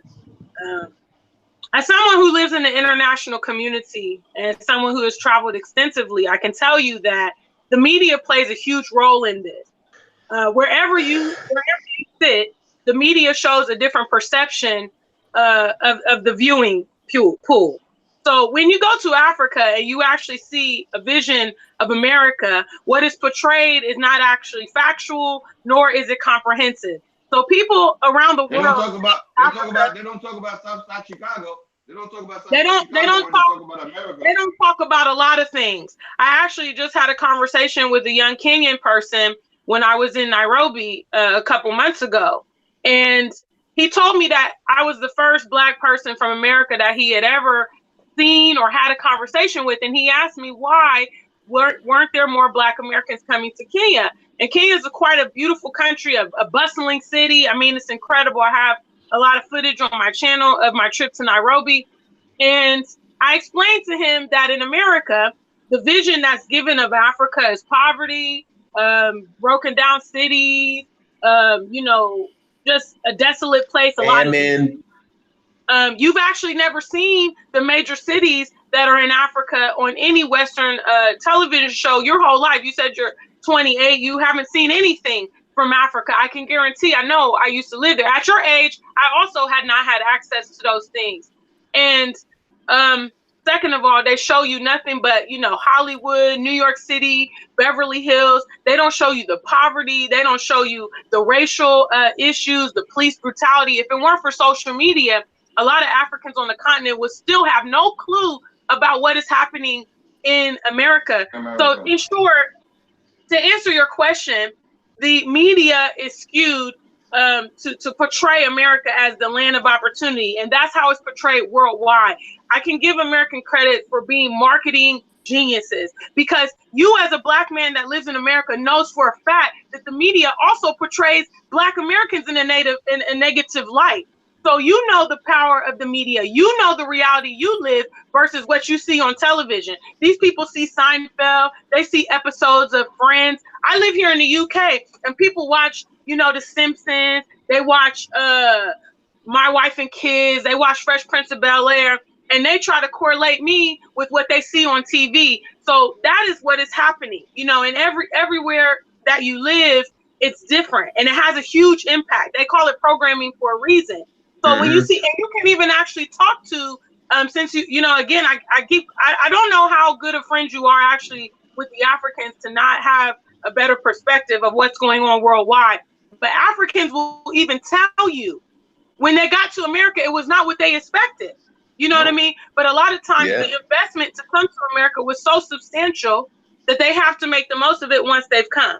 You know what I mean? And they don't want to be the laughing stock of their friends. They don't want to have to go back home with their tail between their legs. So they suffer and they make do with it. But if America was the land of opportunity, they wouldn't be taking all their money and building mansions back in Africa. They wouldn't be starting businesses back in Africa. They wouldn't be traveling back and forth to Africa, establishing themselves if their future was in America. You know what I mean? So you have to have a world view. You know, aside from research, I highly encourage you to travel. Because what you just said was so important.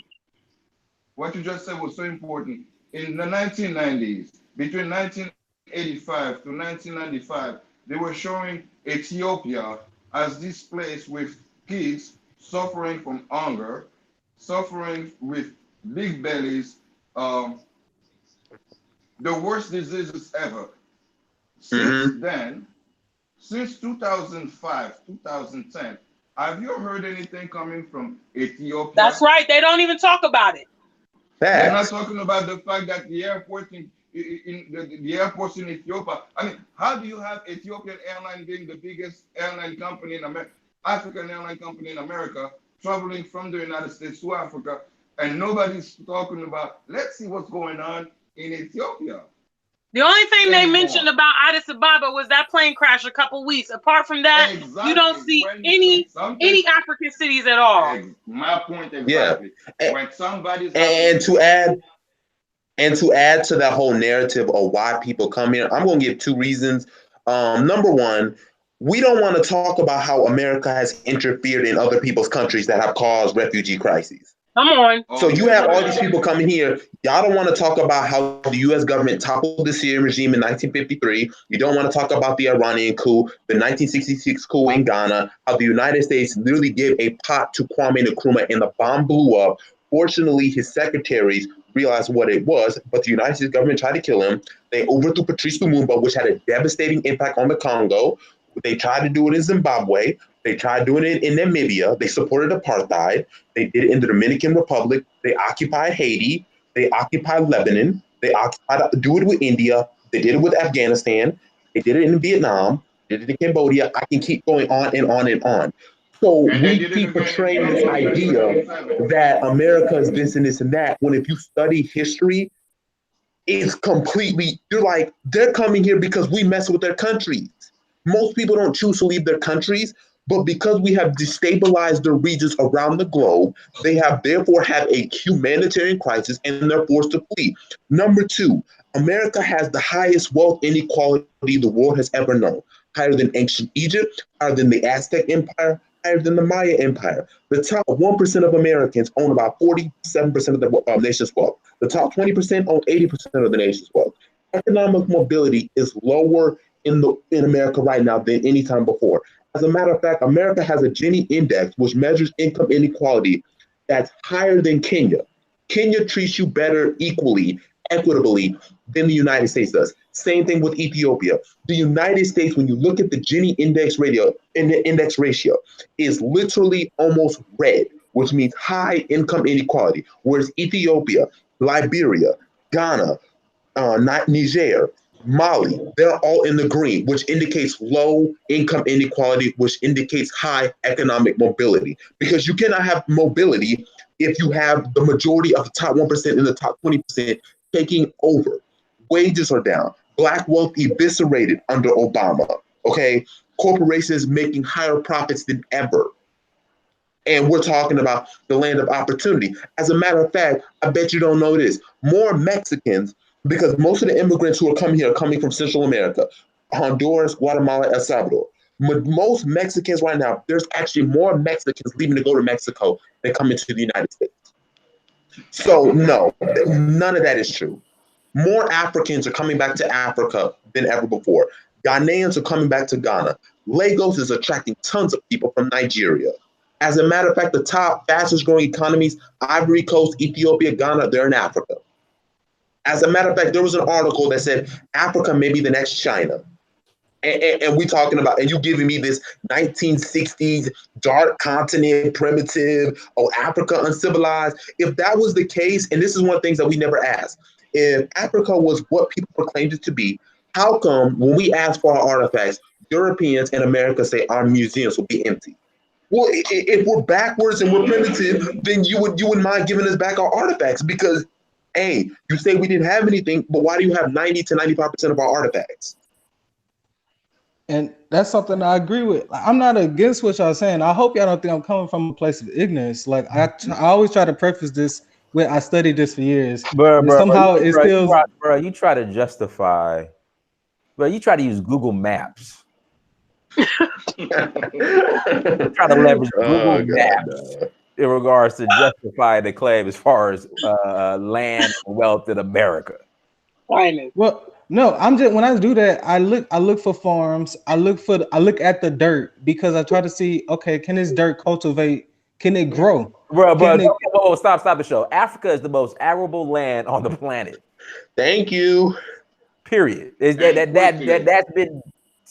been defined and settled and agreed upon by everybody. I don't see the proof because. What do you mean you don't see the proof? You use Google Maps. You try to argue it with Google Maps when it's already been settled that Africa has the most agricultural arable land on the planet. It's 40% of the world's gold, 90% of the world's remaining diamonds, most of the world's platinum. Because of Google Maps. Wait, no, Google Maps. I want to be clear that Google Maps was not my argument. Antoine, all the paper that you use. But you use it as a claim, though. You use that as one of your evidence, so you got to back that up. Now, you can't make a claim and use an example and then not back that up. That's not how a thesis and an argument works. Okay. If you're going to bring up Google Earth, you're going to have to present your case. You're going to have to defend it. You made the claim. You gave the examples. Now you have to defend it.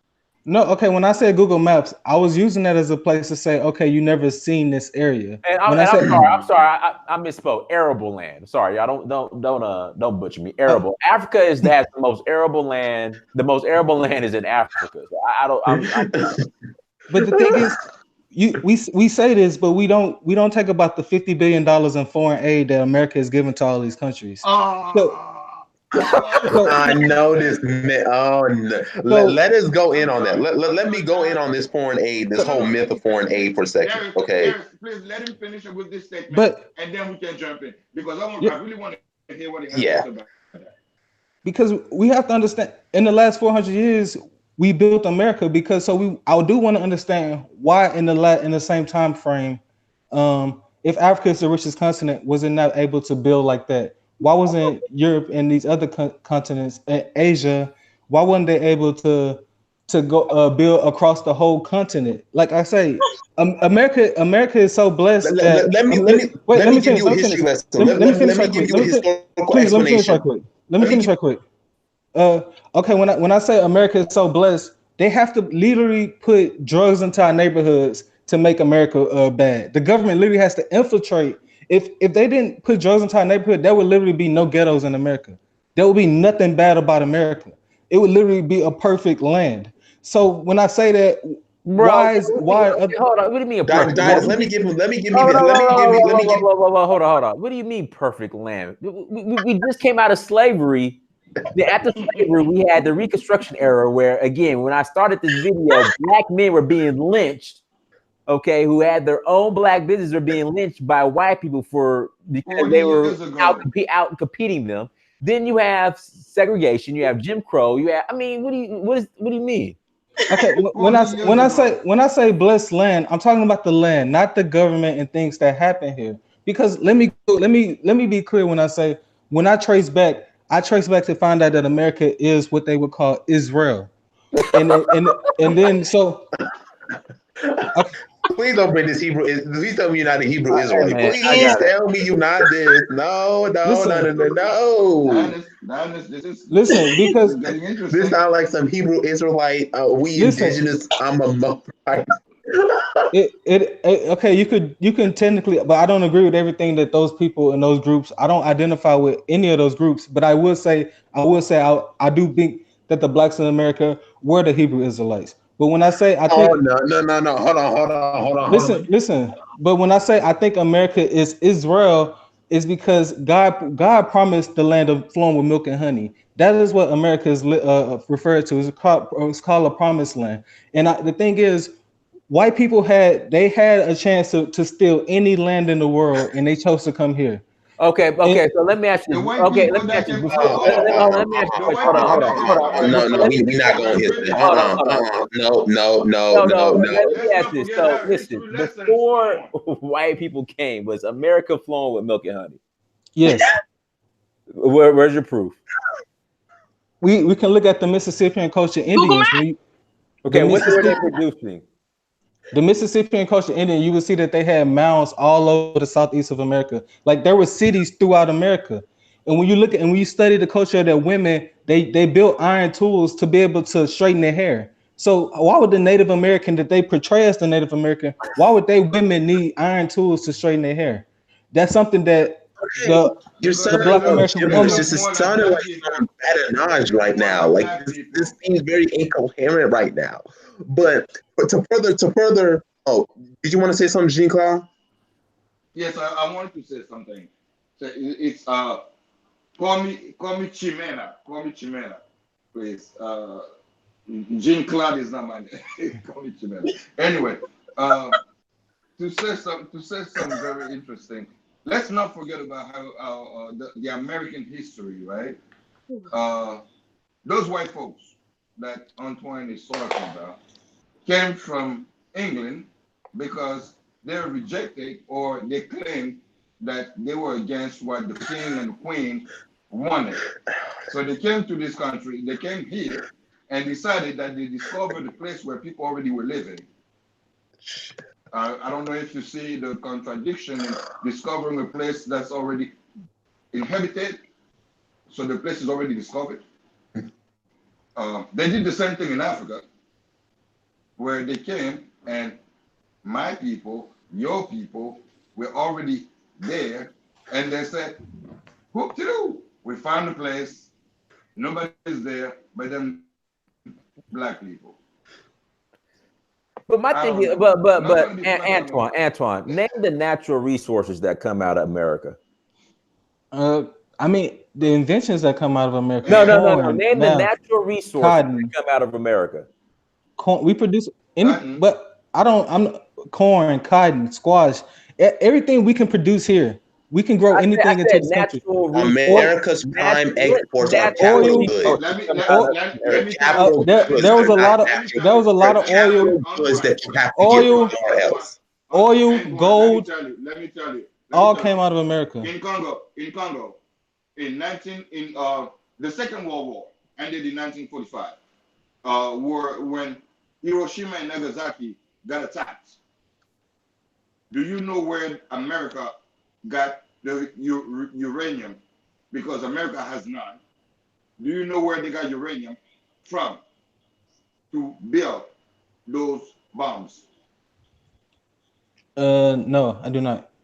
That's in the Congo. The Congo. Thank you. Okay. Now, Today, hold on, your the telephone. cell phone that we're using to talk and exchange right now is using a material called coltan.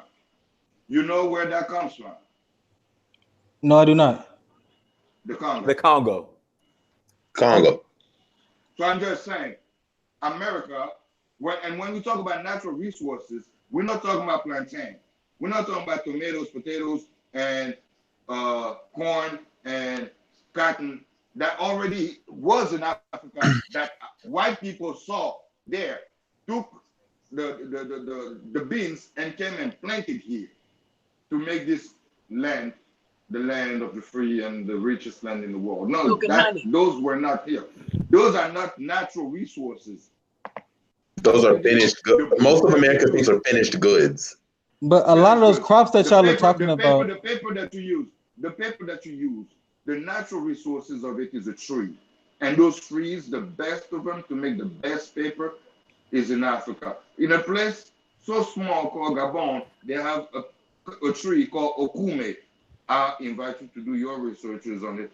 It's the tree that's used to make the best quality paper in the world. You know what they did? They killed all them trees because they wanted to make so much money off that paper.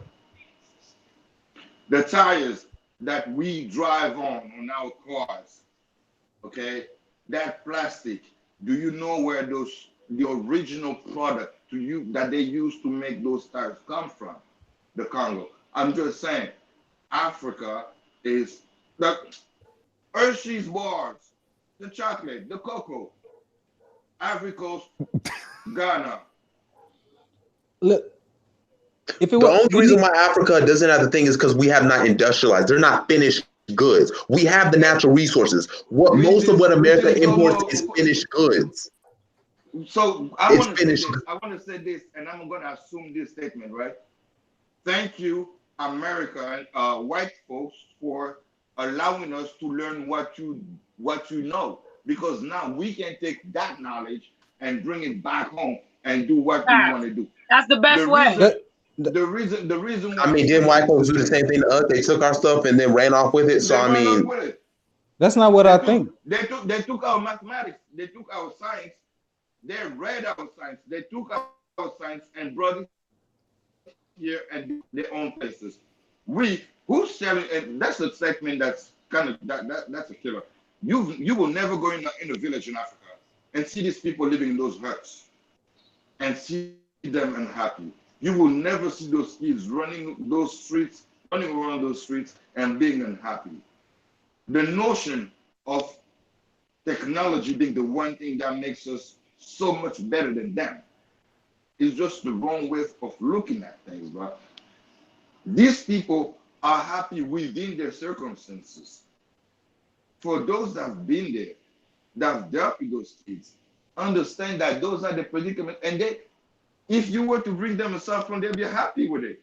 But if they didn't have a cell phone, they'd be just as happy. They'll still eat, drink, because what they eat and drink, it's coming from the ground, not from a pharmaceutical company that came up with a plan to grow corn faster than it actually should, to make a chicken that's actually 2 months old, bigger than an elephant, just because we want to eat it fast enough.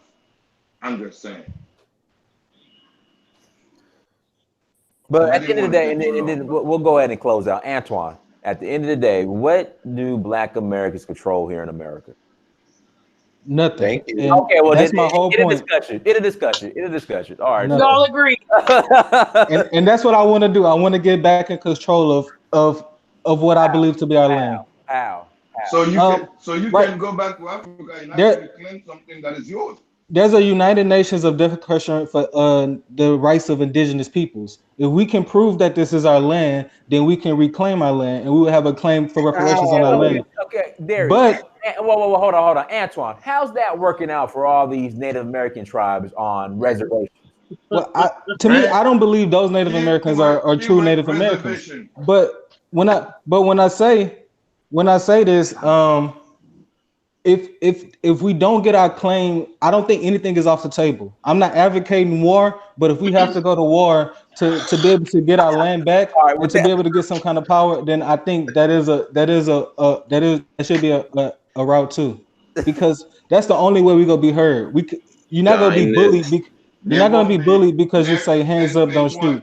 The only and way one, you let will me stop tell you being this. bullied is when you fight back. That's the only way. so Dynasty Mo, Antoine, indigenous hold on, Hebrew hold on, hold on, hold Israelite on, gotta go. He gotta go. hold on. Antoine, have you been to the UN yet? The United Nations. Yes, to file your claim. Excuse me. Have I Have filed you, it? have you and all the copper colored Moor, Olmecs, Choctaws, we not African, have you guys been to the UN yet? To make the claim. Yes. No, we won't. I don't think we're able to make the claim until we have more people on board. So when So you we say gonna more we gonna hop on the lie. That's what we gonna do. We gonna hop on the lie that ain't true. Okay, this No, we're whole going to look for ways to indigenous prove it. Mo need to go. This need to go. These Hebrew is no, they gotta go. Dynasties ain't working well. This is toxic. This is toxic. I'm telling you, we about to get infected with the epidemic that might lead to a pandemic. So we need to get under control I now. don't. but I this just is think my it's question. something we should dig into Real deeper. quick, real quick. Antoine, what is the number? Okay, so per the UN, how many people do you need to have to go make a claim at the UN?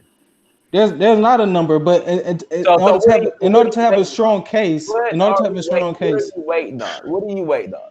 because in order to have a strong case, I think we need more people because What's the it's number? gonna be Give expensive. me, Antoine. Give me a number. How many people we need? Yeah, If we could get 200 people, we'll be fine. Antoine. I guarantee you, there is Okay. 200 people that think just like you. I know there is. So what are you? So Facts. what are you waiting That's the truth. on? Well, That's the truth. What are you guys waiting on? if I can find them to work with me, then we can Antoine, do it. they're there. They're there. They're Uh, there. No, If I those do. white I people, do think if those within the white next 2 people, years, something will happen. Within the next 2 years, I really, and within the next year, I believe something will happen. Antoine, if These those white niggas people, too. were able to do Hiroshima and Nagasaki with no regrets, Number No, and I those hear that. 200 people, I even think those better. 200 But me people personally, are not gonna make it far. I rather die than not claim my land than to stay a slave. What is your name? You're a This slave in land. America right now. What are you talking about? His land is America, JC.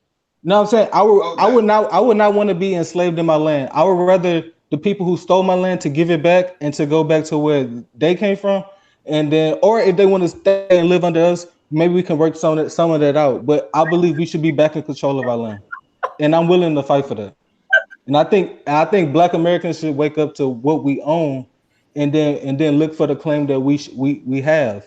Because if you how much? trying to go back to Africa, if you think they're gonna give you their land back and they're just gonna move over and say, "Hey, yeah, you own this," it's not gonna happen. That's Who not the said way that? it Who works. said that? That's You're not gonna how be. any of this That's works. not Like, the what way are it you works. Who saying? You're said so that? What are you talking discombobulated, about? it's so jagged. It's not, nothing that you're saying is coherent. Nothing is flowing. Everything is all scattered and erratic. Like, I what don't are think you you're trying to listen. saying?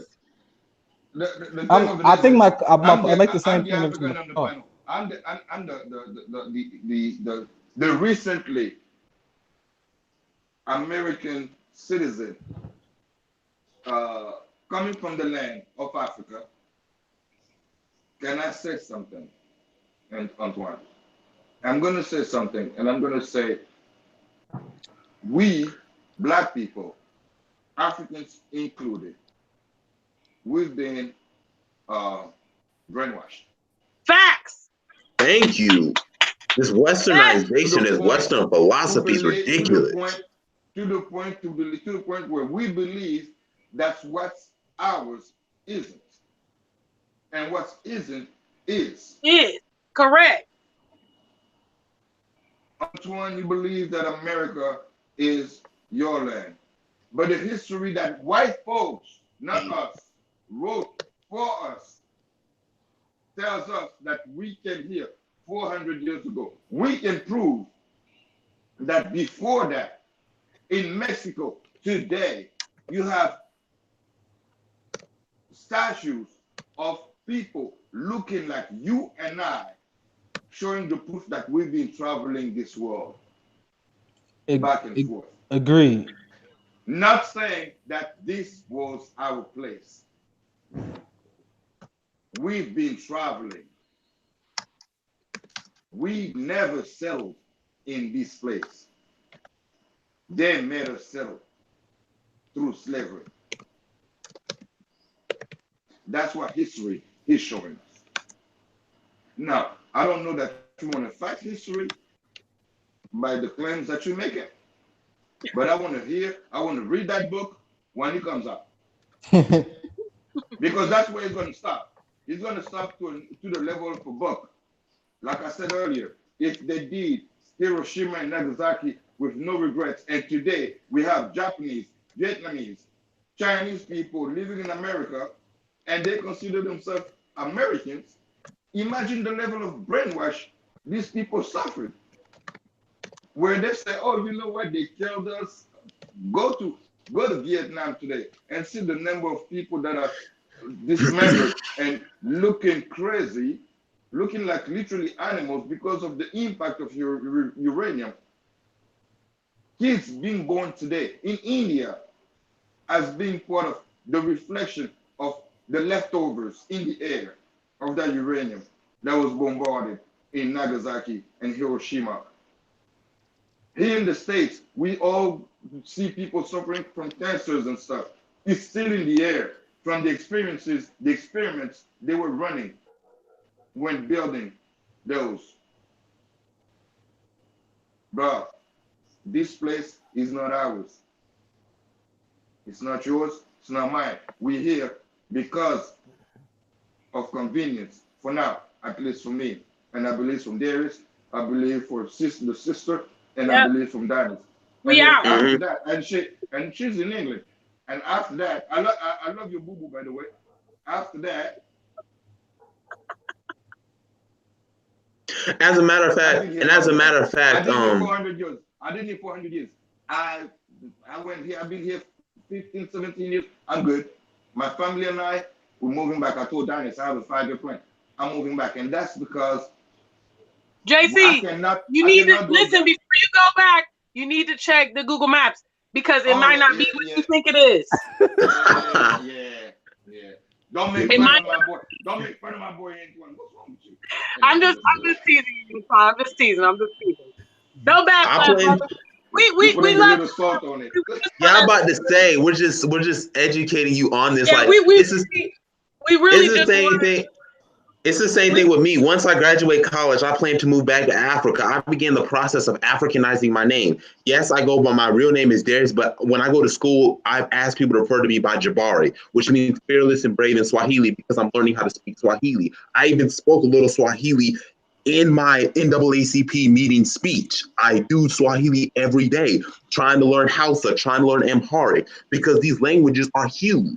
So we have to begin that process. That's the process of decolonization, learning about the Orishas, learning about Ifa, Yoruba, Voodoo, West African Voodoo, Hausa animism, Zulu religion, learning these mythologies so I can become more African in ways. I was African society. Was it matrilineal? Most of it was, contrary to most people believe. It's not patrilineal, so we need to debunk that. It was matrilineal. But getting in that process of returning back to those original African societies, such as with the counselors, the chiefs, this is the process of decolonization and really freeing yourself. Because if you cannot be free in terms of what your spiritual beliefs are, what your name is, if you can't even Africanize your name, really, you how people Antoine, it started with the white Jesus. So real quick, one second. So, exactly. so Antoine, what is your indigenous name? My Hebrew name? No, you just said you're indigenous. Yeah, but I believe America to be Israel, so it would be Hebrew, and I would say my Hebrew name is Booba. That's the name I've been going by my whole life.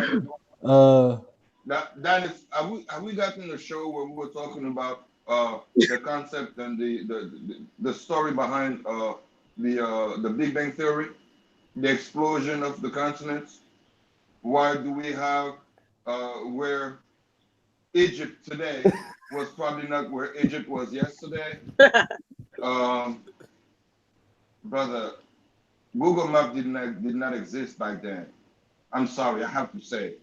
There's no way for you to tell me that America was Israel.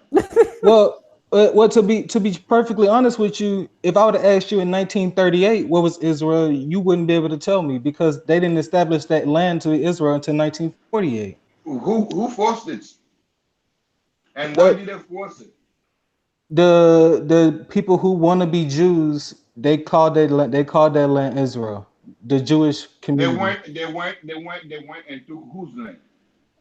They share land in the if you want to believe what land do I believe middle? Okay, we got to understand because Africa, we know that Africa isn't named. It wasn't named Africa always. It was renamed after a Roman general, We all Africanus, know that. Scipio Africanus. But the land of that name But I can originally, tell you, but I the can land of tell that you that name, the land of my country, right, where my people are sitting right now, died for centuries, right? I can tell you that Congo, Kongo, was always part of that area. In a sense, you know about the Kingdom of Congo. So we saying the Africa was not named after Scipio Africanus. No, it wasn't. That's not what I'm It's saying. not. Oh, It But wasn't. and then the word Africa was chosen for white academics to decide what to call that place. yeah, that's why I agree. The same thing with Europe. The same thing with America. Agree. And the same The thing same with thing with Israel. Asia. And the same thing with Israel. Agree. So we're going back. So we're going back and forth, running around, talking circle, and you trying to make it believe that because America finds itself a place in the history of the way the people of Israel were made believe the growth of both was that America is actually what the land of Israel was. No. Yeah. Yes, because it was a land that was set apart. Israel was set apart. It's the only land that is And set what apart from other nations. and what were the waters surrounding that land called? You talk Because the it's water. important to the waters.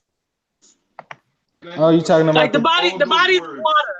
the Dead Sea and things like that in Exactly. that nation.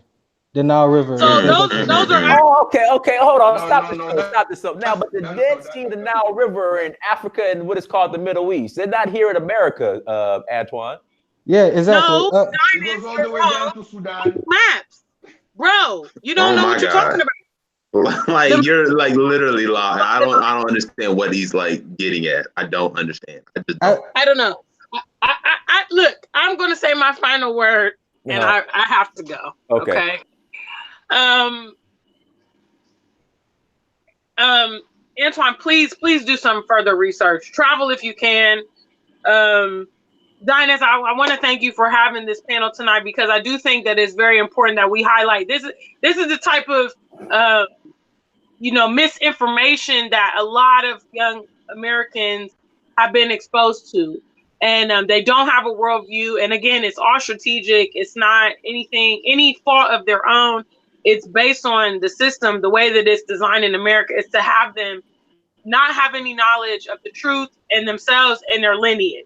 I would say that any intelligent young Black person, after spending a lot of time in school, should ask themselves why there's no history of their people.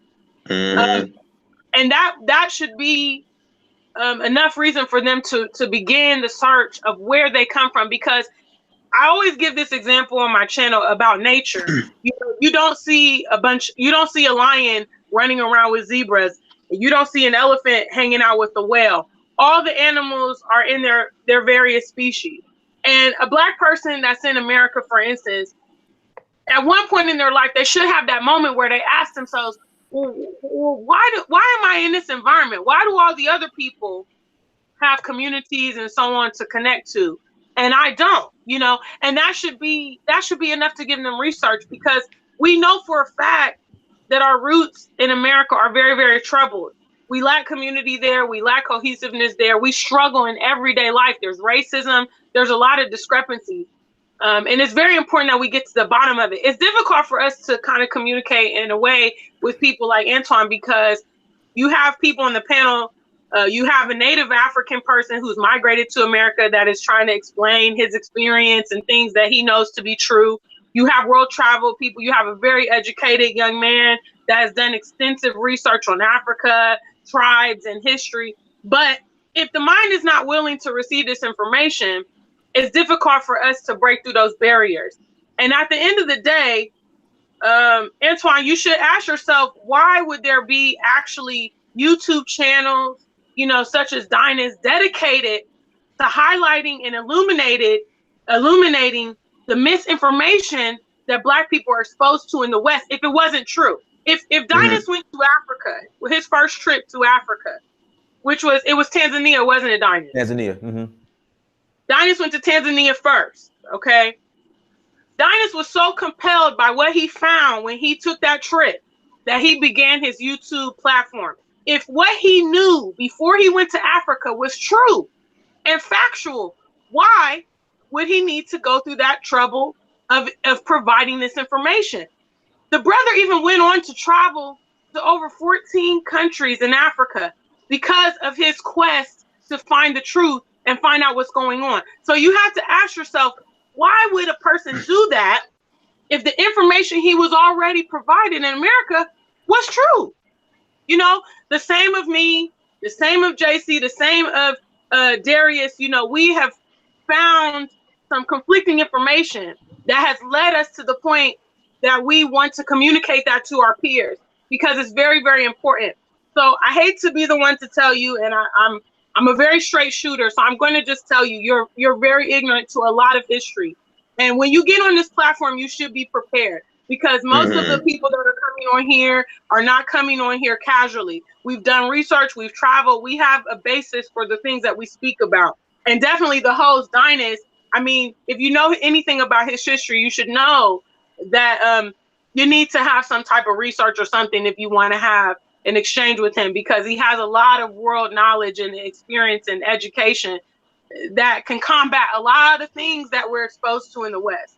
So, you know, I hope you understand that this panel was in love. We may have come down because some of the claims that you put out there were just absolutely astounding. You know what I mean? Especially from us that have traveled and stuff, we're just kind of like, where is this information coming from? But you do have quite a valid background, because there's so many other young Black Americans that are in your situation that are completely clueless of what is outside of America. And the media is trying to fill you up on fear and miseducation to prevent you from even taking that experience to go outside. I'm pretty sure when you went to France and Russia, it was probably not what you expected, probably not what your mind had told you it was like. And so is in Africa, you know, so is the rest of the world. You know, if you think America is like the prime place, you'd be blown away if you went to some of these Asian cities. You know, you go to Singapore, you go to Japan, where it's extremely clean. Even here in the UK, you know, you live in Texas, so, you know, I don't know if you ever go to New York or Chicago, where it's filthy, there's graffiti everywhere. Here in the UK, they shut down the public transport every night and mop and clean the trains. There's not a cigarette butt in the Kigali, Rwanda. No. You know what I mean? They clean the city about 4 times a day. She said New York is filthy. New York is not filthy. New York is New York. New York is filthy. New York is filthy, bro. And actually, if you go to some of these airports and stuff in you know, in Africa or in the world, you would be blown away. You think America is doing it? You think America is doing it? I'm just making a joke. I went to Dallas, right? My nephew lives in Texas, and my best friend, so does my best friend. So I went to Dallas, and I'm at the airport. I smoke cigarette. I come out of the airport. The city's so clean. I'm afraid to drop my cigarette butt on the floor. When we flew over New York City on our way back, I looked at my brother and I said, "Hey, we're really home now. Look at the filth." It's filthy. It's filthy, you know, and actually they hailed New York City as the best city in the world, you know, in America. And that's a poor representation. I mean, I've heard stories of other foreigners when they land in New York, they cry because they're just like, what is this? You know what I'm saying? Like, this is not what I was expecting. So, I mean, again, I've said it several times. I'm not going to beat a dead horse, but I encourage you to travel. I encourage you to do your research, you know, read some books. You cannot have this type of discussion using Google as your base. You know, you can't. Google Maps. You're going to need to do a little bit more than that because it's not going to cut it. You know what I mean? All jokes aside. So I wish you well. I would have preferred if you had been to Africa and came back and said, you know what, these are the reasons why I would never relocate to Africa. Rather than telling me that you've been to Russia and France and you don't feel like you need to go to Africa because the economy can just switch at any point. When I just showed you earlier that in France, they had the franc. In Germany, they had the Deutschmark. And all these people agree. One morning, they woke up and they say, you know what? We're going to call it the Euro. Europe. The Eurozone. So, you know, much love to you, brother. I'm going to get out. I've been fooling with these couple braids. I need to take them out. So, much love to you guys. Okay, but hey, real quick, Antoine. So, do you believe the biblical account on Israel or no? Yes.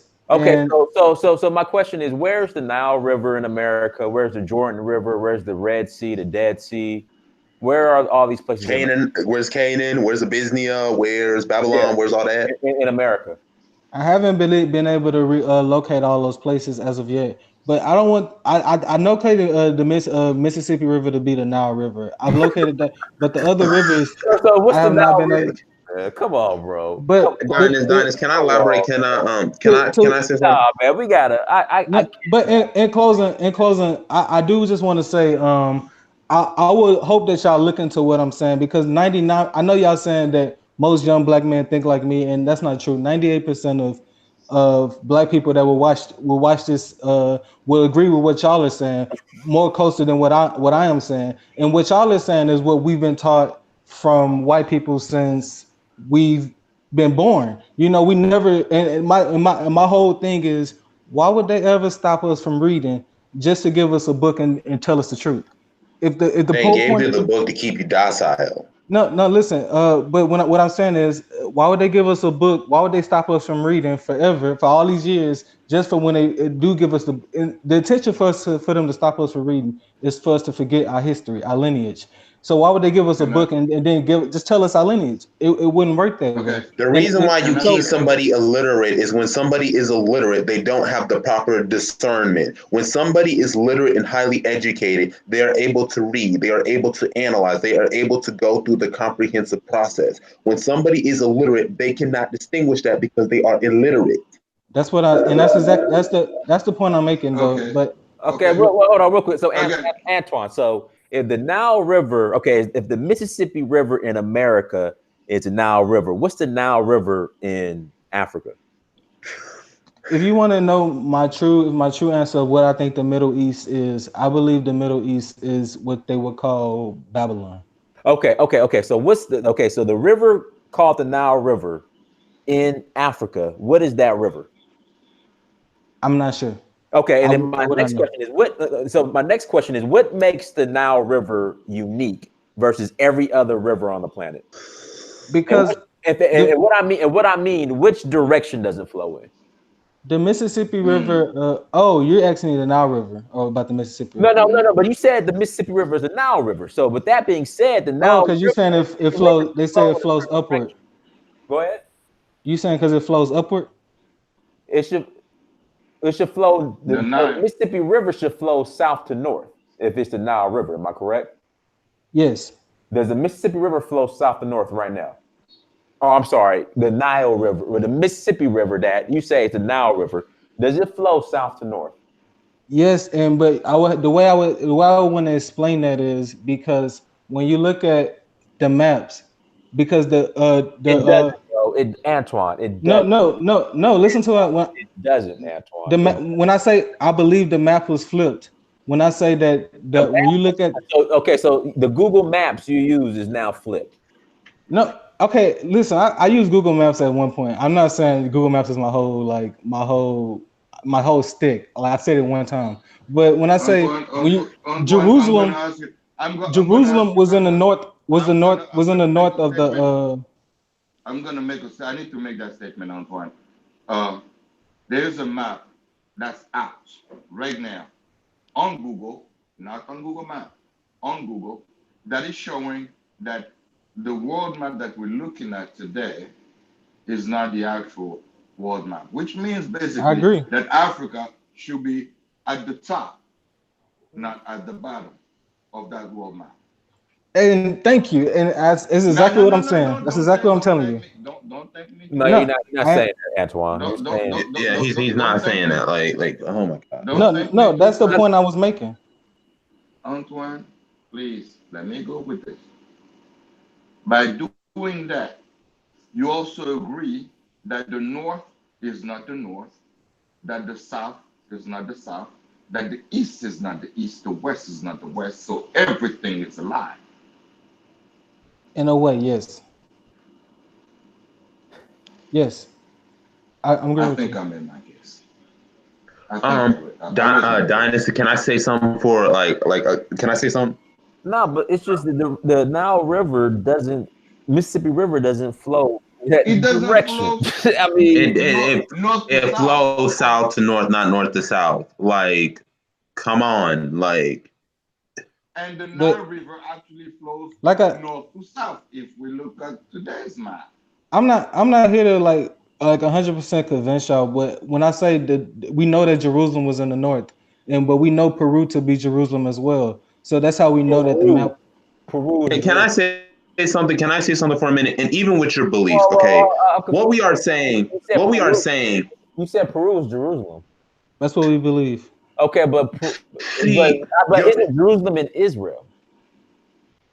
And that's why we believe Israel is here in Americas. But Listen, we don't listen, just Okay, you believe. Israel said, is okay, the is it North entire none of these America or is America. it countries, South No, America? no, yes, Like, no, no, like no. you're none We of these believe the so. entire countries, Americas, the none of entire these Can I say countries Americas. something are about that? Can located. I say something about that for a second? Okay, see, this is the problem that we are coming with. Is the way that you are speaking, your whole claim is discombobulated, it's jagged, it's not coherent. It seems like you have not done the necessary resources, I the don't think proper analysis, and the proper questioning. Okay, let me explain. Because I was in your similar situation. I was in the fourth grade, and I remember saying that Africa was this, America was that, and there was even a white dude that had to correct me. And you see, I am now. You have to be willing to do the research, analyze, critique, and ask yourself why you think the way you think. If you ask me why I believe what I believe, I can write a whole essay. My whole professors, you can ask my professors. The energy that I bring and the political activism that I bring on my campus, it affects everybody.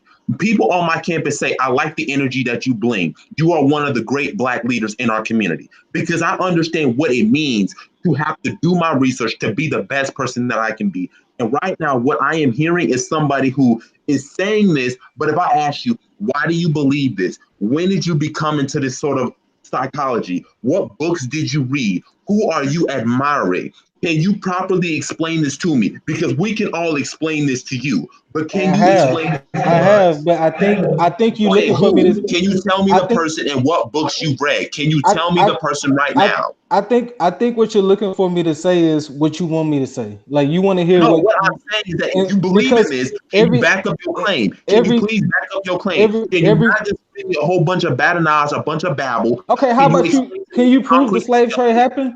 Can Please. you prove the slave trade happened? Yes, I can prove the slave trade. I can literally show you the receipts right now. I have a book with me right now. Hold on, let me get the book for you. I have this book right now. It's called right here. It's called Never Fought. Washington. Exactly. Another book. Yeah, Another looking book. for a book That's it. to That's it. Another prove what I book. am saying. Another You story. have not given me. No, you're not. You're just babbling to me. You're not giving us any concrete details. What are you So are talking? we are, You Like, didn't are we give come me dealing? on any Are we now. concrete dealing? details. You Like, gave me another Are we book. dealing? Are we like, dealing no, with like, slavery denial? Prove like, that no, it happened. I'm Show not me a going to ship. do this. Like, Show me a Are you ship. are you you're not are going to you Show are black me a you race. are ship. you You're are not you doing that. saying are No, you no, you're saying not that doing that. No, slavery Give no. me never details took of how place? it happened. You can't give me any details. All you can say is I read this book and now like I have all the answers I need in the world. It doesn't work that way. It doesn't work that way. That would make you ignorant because you would believe what your slave master gave you to read to tell you where you come from. And the thing is, you refuse to look further than that. You would disavow logic. Antoine, which white person will agree to say I fucked up? None, exactly. But why would they agree to recognize that there actually was slavery taking place? Because if they say the slave trade, we didn't come from here, we came from somewhere else, we don't have a claim to our land. It's the perfect Why would heist. they agree? It's the perfect heist. Why would they agree to show? So these books ain't real. So these books ain't real. Pictures. Who wrote those books? The slave master. We didn't have. Does this look like a slave master to you? Does this look like? Hold on. Does this? Hold on. We didn't have. Does this look like a slave master to you? We didn't have the means to show the world even 20 years ago when those first books started coming out about slavery. We didn't have the means to show white folks themselves recognize themselves. So they're saying Africa is the place where everything started. We had no way to show that.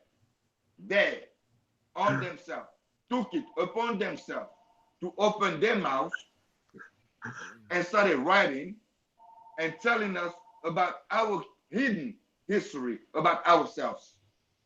Bro, they are not doing that just because they feel guilt. Because the truth can only be hidden for so long. Eventually, somebody will have to speak it. And they didn't want us to be the first one to say it, so they spoke the truth. And I don't think the truth has been spoken. Okay, that's like me saying right now. That's like me saying right now, Dynas. If I jump out right across this house, I'm gonna fly because gravity don't exist. Gravity exists. When you fall off, you're gonna fall down. Gravity's gonna take you. It don't matter what you think. Okay, the slave trade happened. It don't matter. Then give me details, bro. You can't give me no details of it. All you can say is this many people came, blah blah blah. Show me that World War II took place. Show me that Hitler was actually an existing person that actually killed your people, the Jews. Not my people. Explain to me, no, they're Jews. You claim not those Jews. Not those Jews. Come on, don't separate. I'm about to say we're not playing these antics. No, we're not. There's no picking and choosing. You're not getting into a bowl of rice, raw rice, and picking the bad rice and leaving the good rice. No, this is not the point. If it's your people, it's like you saying, "Oh, those black people, because they're drug dealers, they're not my black people." No, they're your people. They're my people. Yes. They represent us. That's the point. The Jews represent us? You are Jews. No, you claim you're a Jew. You are Jews. Those people are yours. Have y'all read Revelation 2 and 9? Don't even get me started on the Bible, because I can argue the whole history of this Bible from the time it was created all the way to this present day. We not about. If you want to give me a world history, that's not glad to give it, because you don't know anything about world history. Please don't do that. Please don't do that. A guy called Top 10 Africa. I just had a show. I had to intervene, just like I did today, on the show with a guy called Top 10 Africa, trying to claim that white Jesus is real and trying to explain the Bible, a book that's been written, rewritten, overwritten so many times. So your book.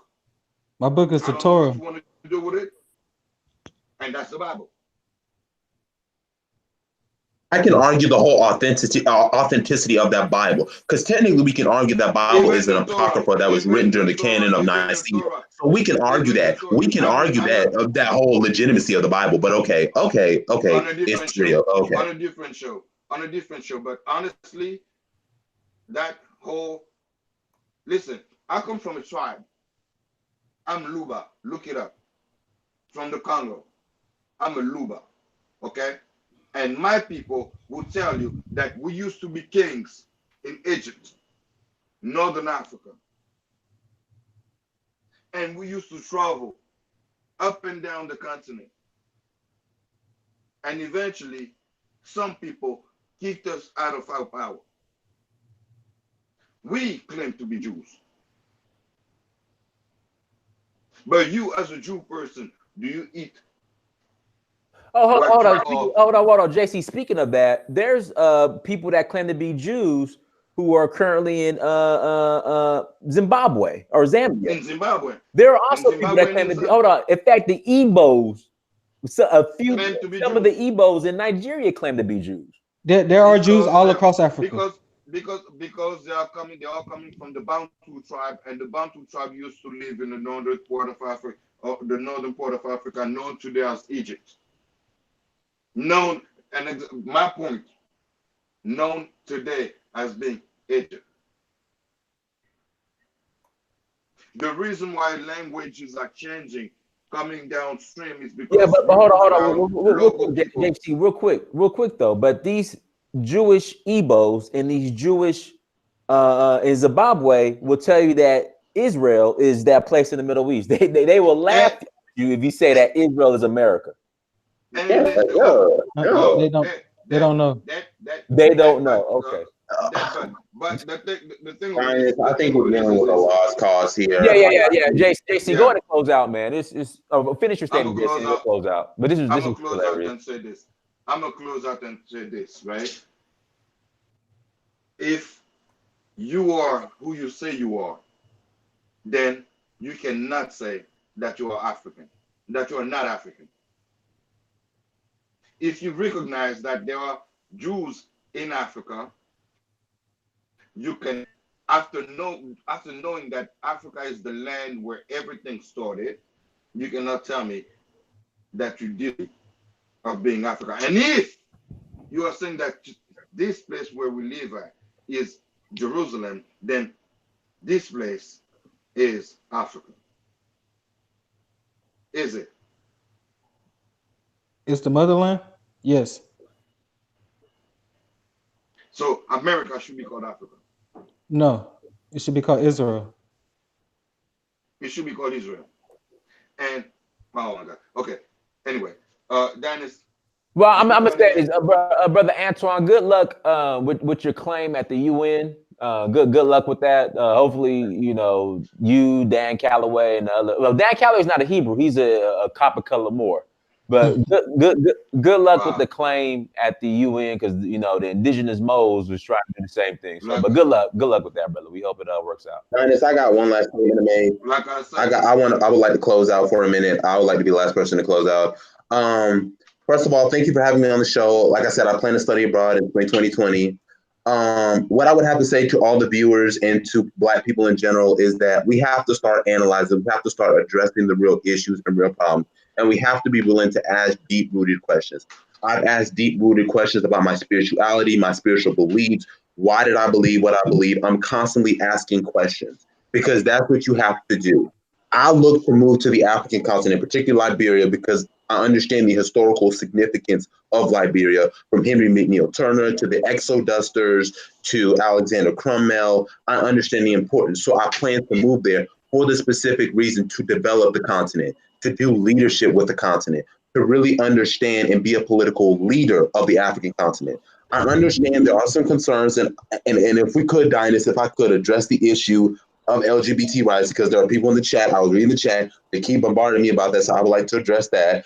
But I want to be a leader of the African continent because I have a vision. I have a vision of a pan-African Africa that extends all the way to Melanesia, to the Pacific Islands, to the Caribbean, an intra-African interstate, creating a currency, developing space colonization, because the planet is going to be 11 billion people, and we have to analyze, where are we going to go here from next? Are we going to go into outer space? I would like to see more Africans go into space, like I am a huge passionate of space and physics. I want to see more Africans in mathematics. I want to see more Africans in the political, technological, economic, telecommunications industries. I would like to see us do more intra-African trade. So what I'm saying to everybody on here is that keep studying, keep being humble, actually have a vision. I have a vision for the African continent, for young Africans, African Americans, and I hope to be a political leader. And I am not perfect. I am a valuable human being, but I'm willing to learn from my mistakes. I'm willing to be truthful to you, to be open and honest to you guys. Hope you can come up here, Dinas. I have family in Atlanta, but I love Atlanta. I've been there. Brother, you know the LGBTQ thing is not accepted on the maybe South Africa. You go to South Africa, but actually, there actually are some rulings in Kenya, Zimbabwe, and other places that they're challenging the LGBT right, and sort of it's slowly starting to change. It's going to take some time because we have to. A lot of the reason why, and I understand where it's coming from. I understand that historically speaking, what white Western gays have portrayed is something that threatens African values. I understand where they're coming from. I understand. I know that. But historically speaking, we can go all the way to the Azande tribe, all the way to the Zulu tribe. We can go to the Kingdom of Buganda. We can go back to the early 15th century. This stuff has been there historically. As a matter of fact, most of Africa's homophobic laws come from the 1960s. That's another story, but that's what I wanted to explain. I just want people to be more educated on it. Now, like I said, I would like to do a live stream to further explain because many of y'all apparently don't understand evolution, Darwinism, etc. But yeah. Brother, the thing I'm gonna, brother, I don't know, man. I mean, I understand personally. That's why I'm saying because hold on, brother. It's not. I mean, like I said, South Africa is legal, but brother, it is not gonna go down. I'm just, just letting you know. Hey, you gotta keep educating and advocating. That's all I can do. I can't, but my goal is to educate, advocate, and people got any questions, I want to answer it. I'm not going back down. I'm not going to be fearful. I'm not going to say that's the end of me. I'm going to continue to advocate and continue doing what I need to do. I'm going to say this, and it's all serious, okay? The gay community in Africa is present. The gay community in Africa is muzzled because of our culture. I want to say cultures. Unaccepted, but practiced in high powers because those relationships are supposed to be done within certain circles. If you have the strength to make that taboo, more power to you, bro. But I'm telling you, coming from there, having brothers that are gay, not brothers as family, but friends that we grew up with, that couldn't be gay in Africa. They were dating women. But when they came to the States, they opened up to the gayness. Today, when they go back to Africa, they are hanging out with their gay crowd. But when they are with us, as our brothers, friends that we grew up with, they just can't express themselves like that. Meaning basically that two men in Africa, in any city outside of Johannesburg, probably, cannot hold each other by the end. Kiss on the street corner. I'm just being honest and straight up with you. Those are the challenges that you are going to be facing. I understand a lot of it. I understand. I'm aware of the cultural situation. A lot of it has to do with religion in Africa. I'm really shocked that 90% of Africans worship Christianity or Islam. Most of what I've seen from what I saw in the document in Uganda comes from the church, which to me is highly problematic. But those are challenges that I have to address, and those are challenges that I'm willing to stay, make my case, make my point, and make my argument about. I know the deal. I understand what's going on in the continent, and yeah, I'm aware, and I'm willing to take that challenge. I'm willing to challenge anybody on this argument.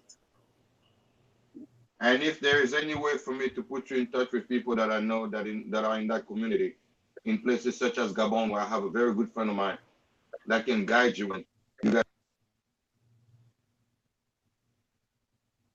Hello? can talk about it. Yes, my wife was calling me. You guys Okay. can talk about it. I'll get you in touch with him so that you could understand from a gay man, an African gay man, what but I know the show was not to be about this, but it's good that we actually can exchange on multiple things and multiple chapters that actually presents more so than Antoine's situation, which is actually, I appreciate the fact that you actually recognize your Africanity, but now it's time for us to work on Antoine and put our hands on his head and pray for him. There's a religion, in Africa, in Congo, it's called Kimbangu. We need to put a little bit of Kimbangu on his head so that he can actually wake up. Yeah. In Lingala, which is the language spoken from all over the place in Congo, we say Lamuka. It means wake up. Okay, Lamuka, Antoine, Lamuka, wake up. Mm. All right. What? But to say to my friend Darius, my new friend Darius, Asante Sani, thank you very much. No problem. All right, y'all. This has been an interesting show. Brother, again, it's just, I think I understand the challenges. White Jesus is everywhere. right, and I I disagree with that, and I disagree with the white Jesus-ism all over Africa. But I think as Black Americans, as far as having a first impression on Africa, bringing LGBTQ, that's the last thing. That's As far as all not my priority. My priority is not that. That needs to be presented to. My priority is not that.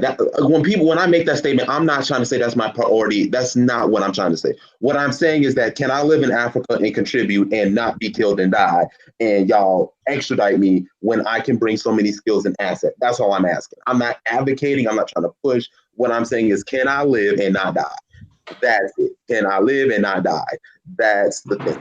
That's the problem. It's not a matter of trying to advocate. That's not my goal. That's not my priority. That's not something I put above me. I just want to say, can I contribute to the African society, build the African continent, show my skills, show my knowledge without having fear of, okay, y'all are going to go ham on me because of this personal thing that's in my personal life. That's all I'm saying. I'm not really pushing anything else. I don't want people to make it seem that I'm trying to push this or I'm trying to think. All I'm saying is that can I just contribute to the African continent, live there, be a leader, educate youth without having this like thing of, okay, they might come after me or they think I'm some parasite when I'm not really that. I don't. That's the only concern. It's nothing really else. Okay. All right. Yeah, but everyone, thank you for joining. This has been an interesting show. Make sure you like, subscribe. Make sure you go to search. Antoine, what you laughing at? Nah, I was just listening to what y'all was saying. Like I know how the alphabet thing going amongst the African community, and I don't think it'll fly out there either. I ain't been out there, but just how it is in the States, it's not something that's looked well upon. But hey, much power to you, brother. Hey, let me ask you this: were the ancient Israeli Hebrews that lived off the Nile, which is really the Mississippi River here in America, were you guys LGBT alphabet? Like, is that or? Well, no, not well. And well, of course, in the Bible, you be put to death for something like that. But yeah, that's how we feel about it. But you're not supposed to eat shrimp. You're not supposed to wear fine linen. If a woman is raped by a man, she's supposed to marry him. There's so many contracts in this Bible that ain't true. That's a myth that we can debunk that. But okay, that's another day for another story. But yeah. No, 100%. And but I'm just saying from our cultural beliefs that our father God went like that. So Judeo-Christian view that your colonizers brought to you, because prior to colonization, 90% of Africans worship their indigenous beliefs. Let me say this. Dinus, when will we get our IFA and traditional religions and beliefs back? I'm tired of seeing this white Jesus and Christianity in this. It's gonna take some time, but you know, I mean, it's gonna, you know, it's gonna take some time. What's your favorite God though? Because it's Ogun. Mine's Ogun. I like Ogun. So. Hey, but I do want to say I appreciate y'all debating with me. It was good speaking with Darius, JC, Lady African. I think that was her name. And Dinus, of course, big fan. So just being on here, being able to share this energy and space with you is always will always be a pleasure. So it's kind of like, you know, but it's whatever. It was great to speak with y'all, and that's all I got to say. That's me closing out. Oh my gosh, there's just so much. Yeah. But thank you, Dinus. I appreciate it. I appreciate everybody in the chat room, despite their stereotypical views and their things in the chat. It's a great opportunity. Thank you, JC. Thank you, Antoine, for debating. I just wanted to get my thoughts out there. I really wanted to show what I have, to show that I can contribute and make an impact. So thank you, Dinus. I will continue to like your video, continue, hopefully, to make donations. I really appreciate you. I really support you. Yeah, you know, and again, in the words of Dave Chappelle, we don't have to agree on everything, but you can still be, I mean, you can be compassionate and care for someone even though you don't agree. Yeah, it's not, I understand. There'll be people who disagree. I understand, and I respect that. I respect it. I've dealt with it plenty of times. I respect it. I understand. So y'all are still my brother. You're still 100%. my brother, Antoine. Even though you was a Hebrew Israelite Mo from the Nile River, which is really the Mississippi, you are still my brother. Yes, sir. Y'all my brothers as well. Yes. All right, brother. Today, and you too, JC. Everybody. All right, it's time to go. I got to end this. All right, y'all. Peace. Got it.